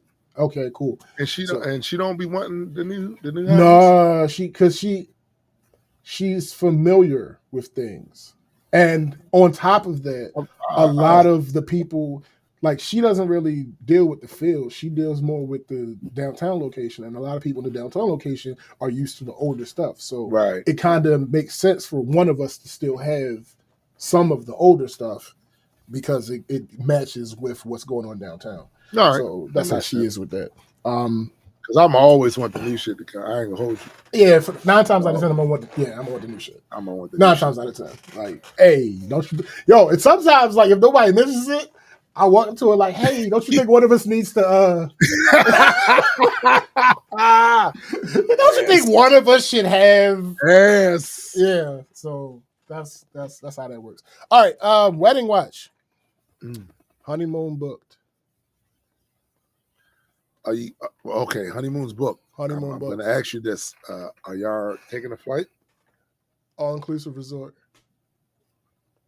Yeah, but you're taking a flight out of the country, right? That's the only way I do it. All right, so honeymoon booked. Y'all feel good about it? I was always Chrissy's come around. Okay. All right. I always throughout all of this maintained that flight was still the safest way to travel. It is. It definitely is. So, but yeah, Chrissy's coming around. Flight is the safest way, but my luck isn't. That's funny. I like So yeah, Chrissy's finally come around to that. Okay. Like I said, I gave us until the end of May to decide what we were doing. by the end of May, we had kind of decided, and then like yesterday, we finally went ahead and just booked it. So that's great. Just as a Also, reminder, get your fucking passport. yeah, get your passports, please. Chrissy said I'm still terrified, but I know I'll regret it if I go somewhere else in the States. Yeah, You will. yeah, and that's real shit. Like, if that part wasn't a factor, I wouldn't have even let her decide. Also, to my knowledge, none of these were the international flights. They were all domestic flights that were crazy jammed enough, up. and none of them were the airlines that we typically use, which is Right. crazy as well. But anyway, yeah, so that was the thing. And also, I gave Chauffeur the green light on scheduling for everything that we need moving towards the wedding and all that other good stuff. So we started talking about locations and all that other type stuff. So that's that. And then the last thing, I've renamed this shit because this is going to be an ongoing process to Author Watch. Ass. Yeah. So I've begun work on Act 2. Have you? I got like 2 chapters into Act 2 and then had to tear the rest of Act 2's outline up because that's just how things work. That might be my favorite part about my process, the way that I do it, is I know it might sound cliche, but I don't know the story. Well, yeah. And as I get to know the story, yeah, the rest of the story starts coming into form, and certain things that I had ideas to do don't make sense no more. Right. So they got to get torn up. It don't make sense. Like, I'm not that rigid that I had an idea and we have to follow this idea no matter what. No, once we get to a certain point in the story, these characters have changed. The situations have changed. Those things I had for further down the line don't make sense no more. And instead of trying to write myself back to that place, I'm like, no, we're just going to change those things. It's what I would refer to. They, we live in the vibe coding era. This is also vibe writing. I've literally done that. I told you before when I was making like the panel art and all of that. These stories were not. I didn't have first act, second act, third act planned out. I literally was just going off of feel. Like, all right, bam, all right, bam, all right, bam, and then this happened, bam, and then this conveniently connects with bam, yeah. And most of the time, I do have outline of events that need to happen as the story goes on. I have an outline, and I use that outline as a guide, but it's not a super rigid guide unless there are certain events in there that, for the sake of the lore, have to happen. Right. You know what I'm saying? But if it's not that, and of course, it's not like you're writing. See, it's a little different when you write a novel, especially if it's your first. You don't have anything back there that serviced or respected as part of the story. That part. With comic books, after you are in a few issues, it's different. It's different because there's a lot of continuity you gotta. This happened here. I haven't reached. I mean, I've reached that point internally. Yeah, like I have to match the continuity of the first act, but outside of that, no, there's none of that. So I'm not beholden to what the outline says. As I get to a new part in the story. All right, let me look at that after every chapter. I look back at the outline. All right, does this chapter being what it is, does it move naturally into the rest of this outline? Right. No. Okay. Well, shit. The outline got to go because I already put all this work in on the chapter. Right. The outline is nothing. Like, the outline is my guardrail, but that can be changed up. So I spent a considerable amount of time this past week reworking the rest of the outline for the second act. What that likely means is I'll have to change act 3 and 4. That's right. Thank you. That's right. Thank you. What that likely means is I'll have to change Act 3 and 4 once I finished Act 2. But again, that's just how that works. That's a part of the process. And the writing is still coming along well. Like, I'm not hitting any like writer's block. I'm not hitting any like big issues with what's next or no shit like that. So that's still good. A learning moment, or at least a self-affirming moment of me keeping the same energy came from this. We always get on here, we just talked about it earlier. We always get on here and preach deference. If you are in communication with someone who is an expert in the field, or at least has more expertise than you, Yes. you defer to them. Yes. That is how that's supposed to work. That's how society runs. Well, so I have a couple of test readers. Mm-hmm. One of them finished Act 1 first draft. They gave me a piece of feedback that I absolutely abhor. Absolutely. I hate when that happens. Abhor. Now, Gigi is playing a vital role in this book. So, in the creation of the book, because she is my source of experience. She is the author that I'm putting all of this up against. Right. So she's also my tone and voice checker, since one of the two main characters is a woman. Right. She's also created 2 characters for me for the book. Now, I hated this feedback that somebody else gave me so much that I immediately sent it to Gigi. Like, nigga, this is the feedback that I got. This is why I understand the feedback, but this is why I absolutely hate this shit. Hate it, yeah. So this novel is from a first-person point of view, but there are 2 main characters. So the point of view alternates between the 2 of them every chapter. And I mean alternate in one of its literal definitions. Literally, it's gone his point of view, her point of view. Her point of view. His point of view, her point of view. The entire first act. On top of that, I'm not narrating omnisciently. I'm narrating as the character. As the character, right. So the narration itself is different. So you can tell which character is narrating at which time. True. They're written completely differently.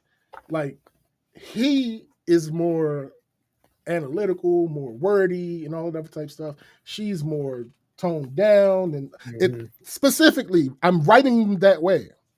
Like I'm narrating in the voice of whoever's point of view it is at any time.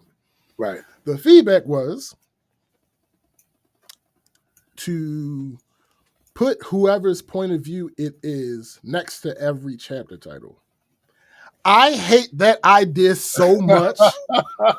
That seems so repetitive and spoon-feedy in the way to me.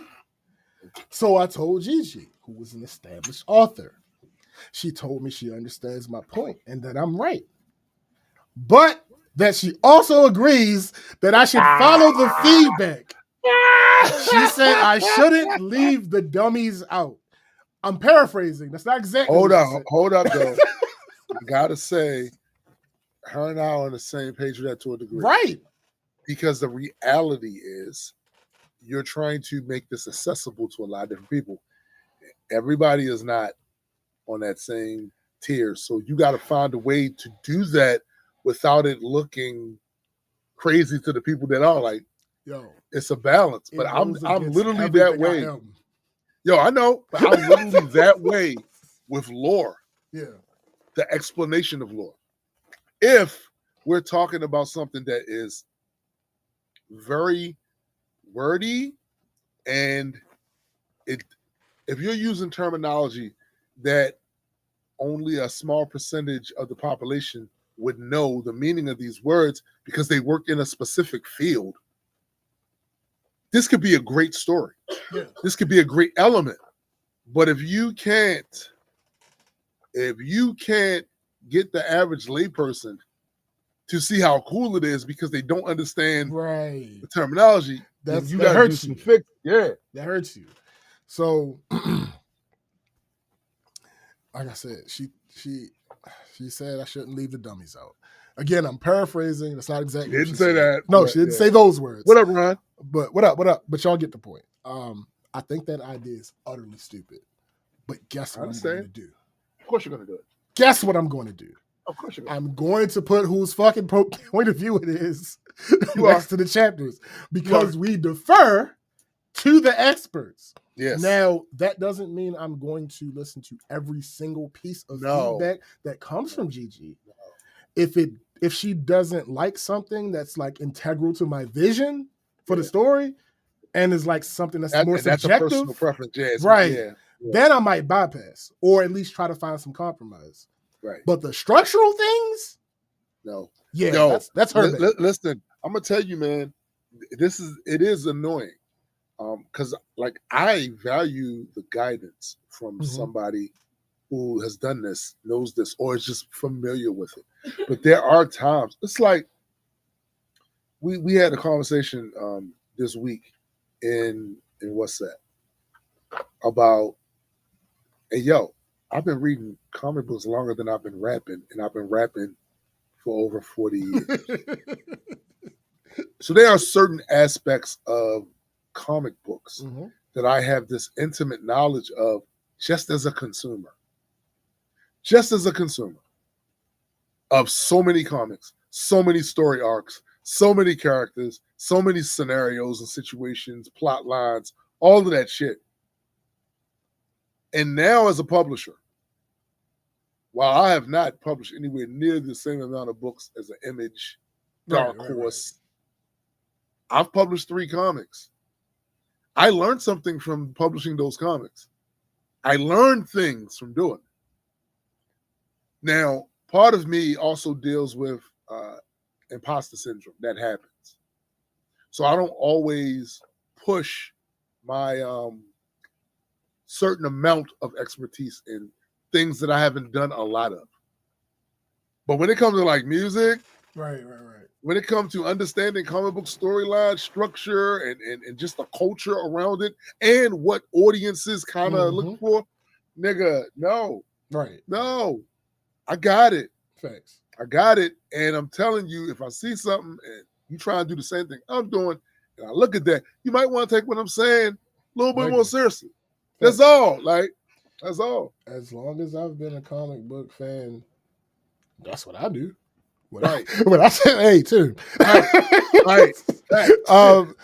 McKenna says it would depend. My thought would be to find a middle ground and make sure it's clear in the first paragraph whose point of view it is. Whenever you want it to be obvious, it would depend highly on which characters you're doing POV for, how similar their tones vibe are, and how easily to distinguish it. I promise you, McKenna, objectively, not how good it is or not, objectively, I wrote these characters differently. Completely differently. Right. There is no, within the first 50 to 100 words, it is eminently clear whose POV it is. Whose voice is speaking. Yeah. Like, because for instance, the first chapter, obviously that's not a thing because that's the first chapter, right? The second chapter, within the matter of fact, now I gotta look at it. No, it's funny because we're not doing this. One of our main letterer, ES, when he lettered, he did a remaster of issues 0, and he lettered issue 1 and issue 2. So when he lettered issue 1, the one thing he said to me after he was finished with all, he was like, you know what I like about this book? Like, it's clean. Your pacing goes bam, bam, bam, bam. But the other thing is, all the characters have a different voice. So you'd be surprised how many comics I letter for people where all their characters kind of sound like they're the same person. Yeah. Yeah. So, all right. In chapter 1, because it doesn't matter. I don't have to do this in chapter. Well, not have to. I can't do it in chapter 1 because there's no other reference. This is the first chapter. It might take a while for you to realize explicitly that the person talking is a man, right? Right. But in chapter 2, we don't get word count. We don't get to 30 words before you realize that this is a woman speaking. Right. And let me see chapter 3. In chapter 3, we get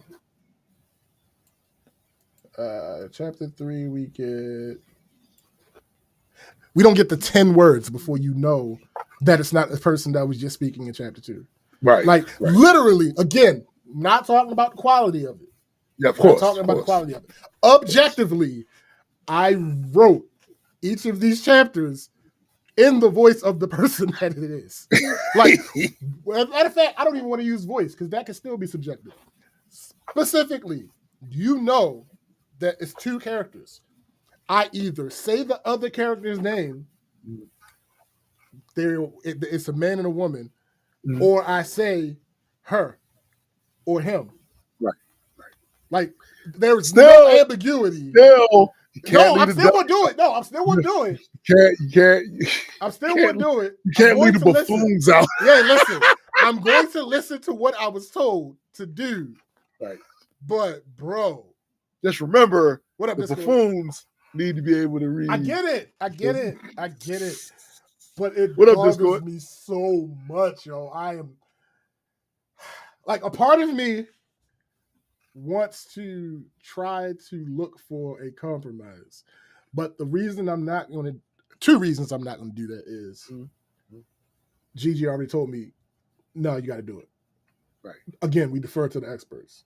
That's not. You got to. We defer to the experts. Yeah, the second part is that would take too much time out of me writing the story. And this is still the first draft. I got time to go. I got a lot of work to do ahead of me to be worried about something this. Again, it is already, there's no way, put it like this. Anybody that is going to pick up, right now I'm at chapter 11, which is... You went bankrupt? That's crazy. Shut up.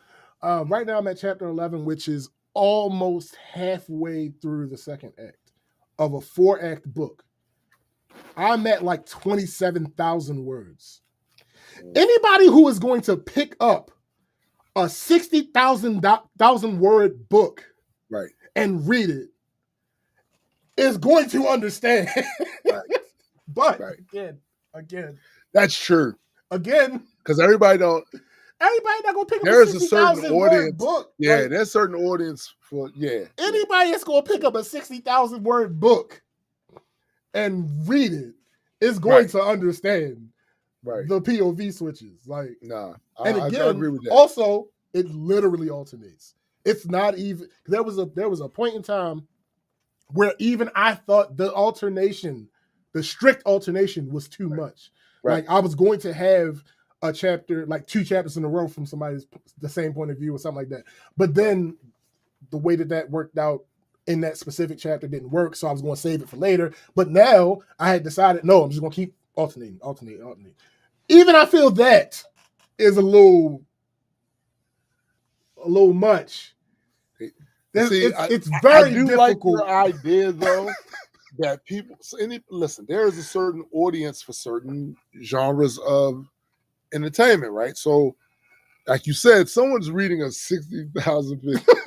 They are already acclimated to the idea, that you need to be aware and read. Like there ain't nobody that's going to just pick. Like, there may be people who may just happen to hear the story and the story relates to them, or they may happen to know that it's me, so they want to support. But anybody that's just going to pick up a 60,000 word book and be like, oh yeah, I gotta get into this, they gonna know. Let's get into that. I promise you, bro. It kills me so much. McKenna said, just do the George R. and just do name POV. I might do that. Mm-hmm. But bro, like, and I was putting work into the, like, so one thing I thought to do before I spoke to Gigi about it, because that person also gave me other feedback that I was like, oh yeah, I agree with that.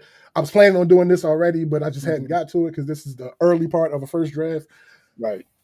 So one of the things I was thinking about, that was the one piece of feedback that just stuck out that I just hated. And I was like, all right, what if I like work out the names so that the names have gender applied, the names of the chapters, so that the names of the chapters have gender applied to them, and maybe I was trying my best to find a way other than specifically explicit.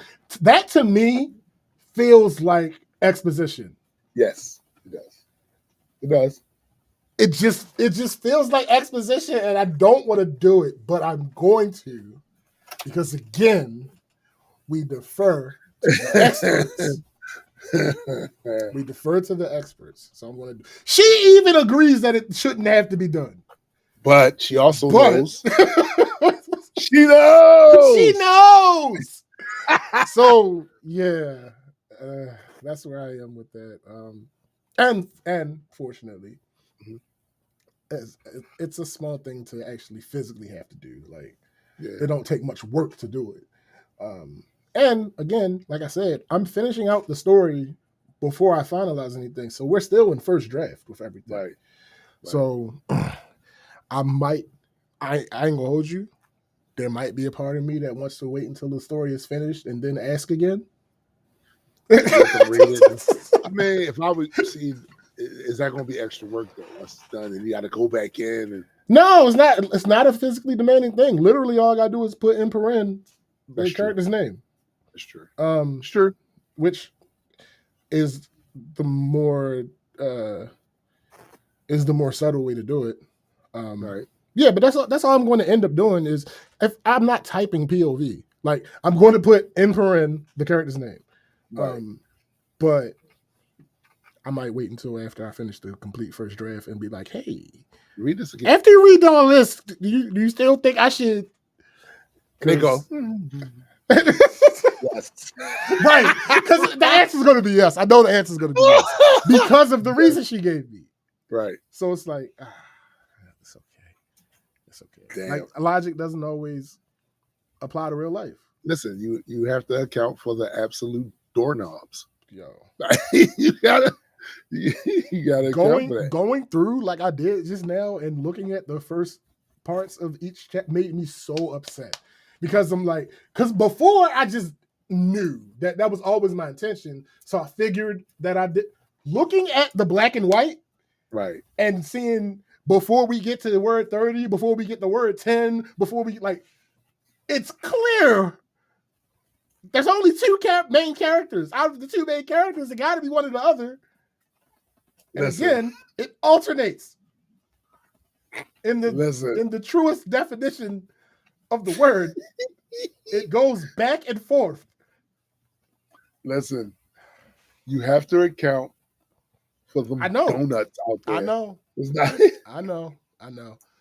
Yeah, Honey Dragon. I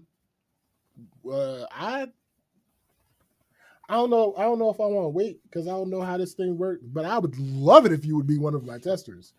Hell yeah! Yeah, that would be amazing. That's a good idea. Now, another thing that I didn't do. I'm not on formatting yet. I'm waiting until the draft is over before I do formatting. So the formatting isn't what it should and will be. Right. There's certain grammatical things that I'm like, no, I'm not bothering that yet. Like, no, just get the story out. This is me getting the story out. Right. Yeah. Right. The things that I've been focusing on at this point are getting the story out, making sure it's coherent and cohesive, making sure the characters are true to type, and word count to a degree. Because I know that the word counts that I have now aren't going to be the final word counts for each chapter, but I want to make sure. Because in the beginning, when I like maybe chapters 1 through 4 or so, I had that thing where she Honey Dragon missed that last part. She had to turn it away. Oh, so I was saying I would probably wait until I finish the complete first draft, but I would love it if you would be a test reader. That's a good idea. So within like the first chapters 1 through 4, I was running into the issue where it's like, all right, I was sticking strictly to my outline and I wrote the stuff that is on the outline, and now I'm like 400 words short of what my minimum I want to be. Mm-hmm. And then when I was doing my assessment of it, it was like, hey, trim this, trim that. I'm like, wait, no, I can't trim all of these things if I'm already below. So I've worked around that, and that like now it's to the point where most of the chapters are at a word count that when I go through for revisions, I can accept advice for trimming and adding. Yeah, you got cushion. Cushion. So This has been fun. I ain't gonna hold you. Like, Yo, I'm not gonna hold you. The whole like there was when I was a younger man. Of course, it was about the music. Like to me, songs were their own little worlds. They were finite worlds, meaning that they had boundaries. So start, you got the verses, bridge, and each one that was always trying to strike that right chord to make that world seem coherent and a fun place to be in. Now, for me, that is fiction. That's comic book fiction. It does that for me because there's something to. It's like puzzles. Like, and I've never been a big guy on puzzles, right? But that's what this feels like. Like it's you attempting to make this thing feel as authentic as possible with these characters that you completely made up. Completely made them up. Yeah, 100% from scratch. And from scratch, and you are trying to elicit emotions from people when they read about their exploits. You're trying to have them go on that roller coaster ride with them. You're trying to figure out, like, because I do favor the more action oriented stuff. Like you're trying to me figuring out the choreography for how an action scene should take place in a comic book. The sequence of events, trying to be clever with some of the shit. Like all of that is fun as fuck. And I know that this I've been watching because I've been busy, so I can't really like focus directly in on it. But I've been watching Honey Dragon and Gray finishing up a lot of the OBC stuff. And I'm telling you, this hasn't been done before. What we've been did with OBC, I don't know of any other fiction publisher, whatever, that's tried to do this. It is exhaustive already, right? It is exhaustive to the point where you go from the beginning to even to the end chapters. It generalizes, but it's enough specificity. How do you know how to pronounce that word? That's it. It's enough of that. Where this can be very useful to fiction writers, especially. I had a conversation the other day about. I took one section of the book, and I start breaking down sub tiers in there because for a writer, especially a new writer, they might see the tiers of like different characters, power levels, stuff, and not really connect to what type of character could be in this tier, right? So I took that one of them, and I made sub tiers for them. Wizards, tinkerers. There's a difference between a tinkerer and some of these and fucking Iron Man. You know what I'm saying? It's a difference between those two and the scale. And it's not like they can't elevate to each other. They absolutely can, but there's a difference. Some characters are meant to stay tinkerers, right? They're not meant to become, unless they have that one Breaking Bad moment, because that happens in all comic books. The characters eventually have a Breaking Bad moment where they do something that is typically beyond their capabilities, and it causes a whole event. It's like when Moon Knight, they had the whole Moon Knight event where he was taking on the Avengers and shit. Like, he couldn't have done that before, but this is his Breaking Bad moment where he got an ability, some equipment, whatever the case is, that allowed him to punch above his weight class, right? You'll find that with a lot of, especially in comic books, you'll find that with characters that's been around for a while. They all had their moments, their Breaking Bad moments. Now, it's a little bit more difficult with characters like the Hulk because they always Breaking Bad. they always breaking some shit, causing some, but most people would say his Breaking Bad moment was World War Hulk. That was the Breaking Bad moment. He came to Earth and was like, humans of Earth, I've come to smash. Right. That's it. So everyone's going to get their ass beat, although I will say Juggernaut clearly did more than hold his own in that fight. And Hulk had to resort to battlefield removal to continue his quest because battlefield removal is valid. It's valid. It's valid. But we not going to act like he wasn't knocking green blood out of his mouth, stomping his head into the curb, And yeah, like yeah, battlefield removal it is. Speaking of that, I've recently been writing some stuff too that's going to require that with this. Like one character is exceptionally strong for a baseline human. He's not quite baseline; he's a little above baseline.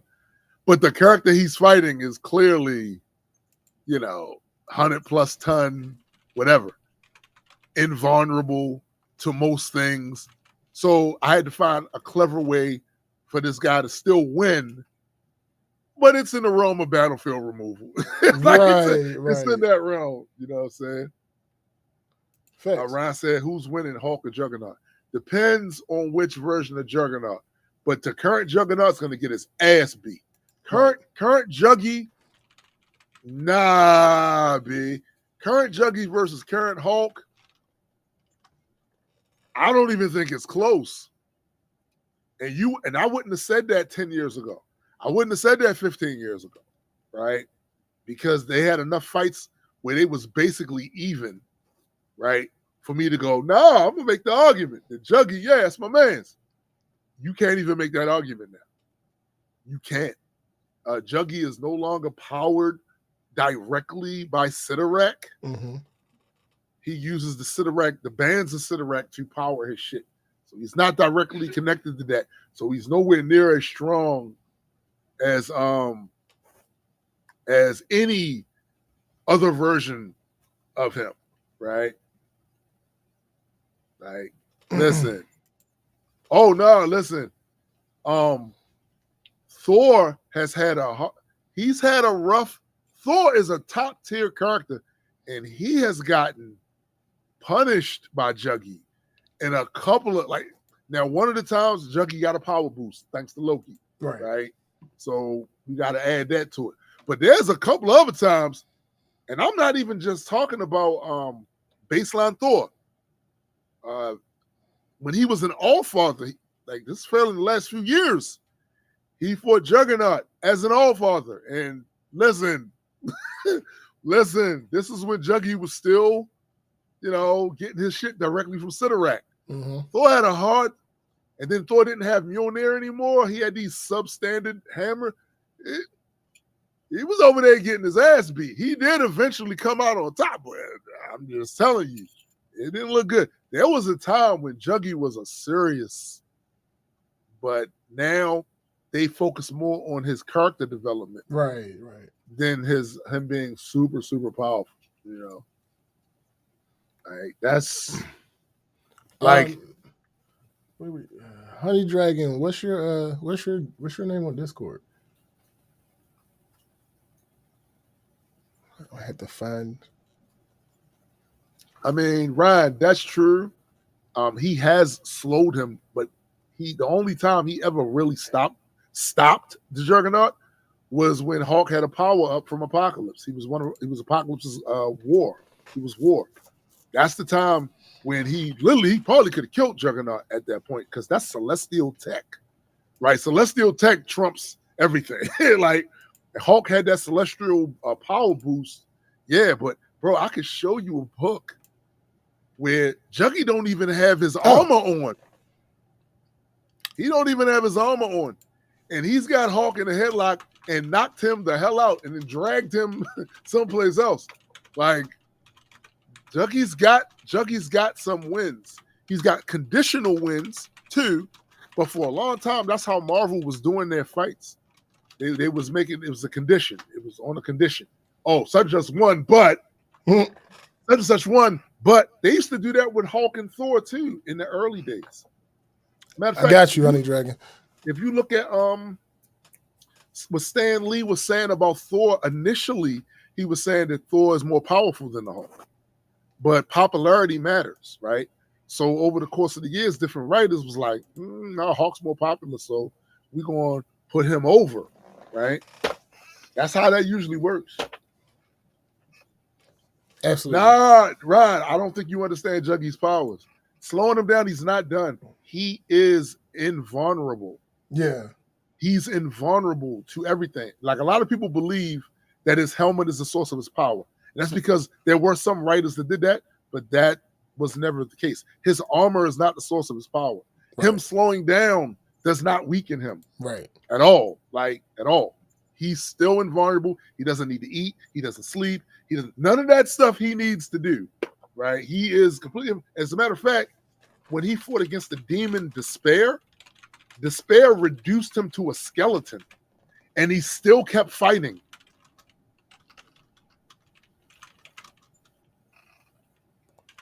Juggy is top tier. It's just he's not top tier now. By no means. Yo, I've seen them get out on him like recently. Like I've seen people get out on him. You know, like absolutely.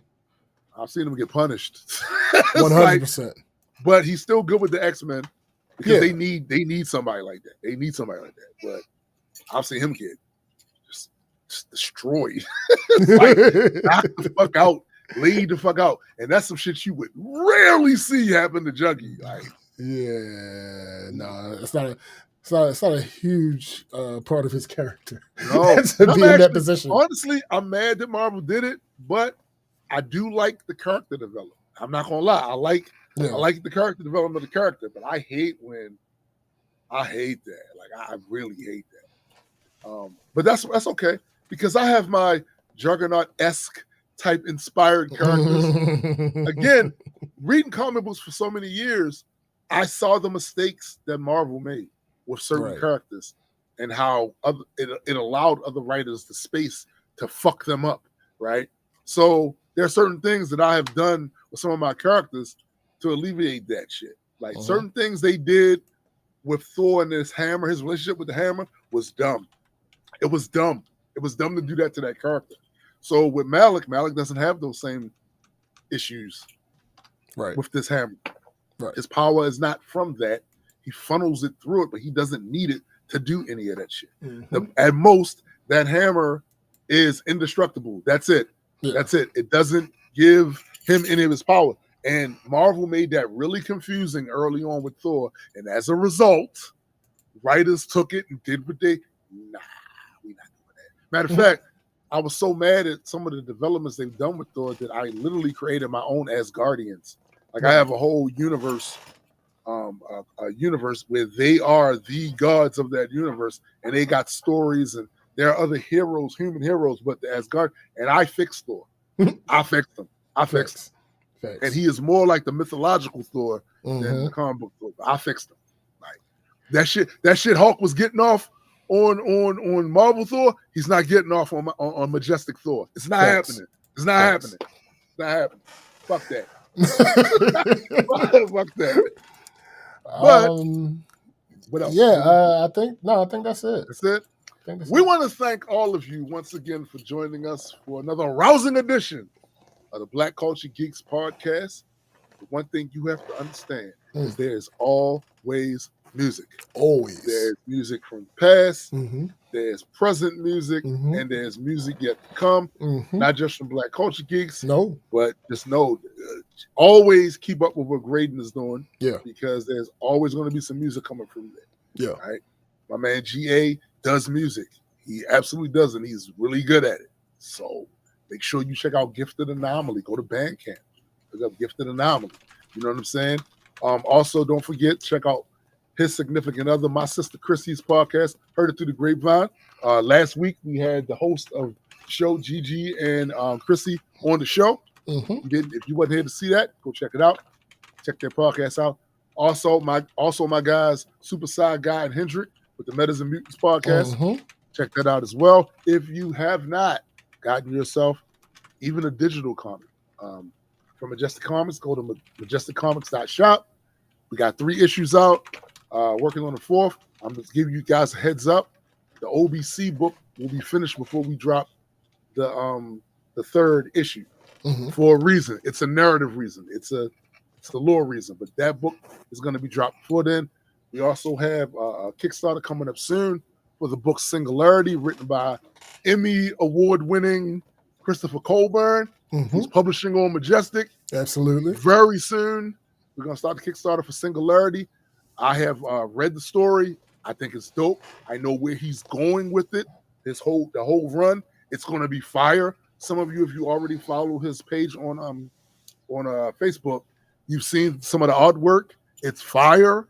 So yeah, a lot of good things happening. A lot of good things happening. And do not forget that not only is SPJ writing a novel, he's also writing a comic book series. Just saying, it's a lot of shit coming. Absolutely.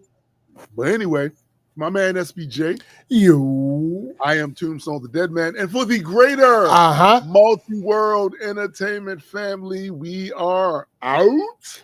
Peace.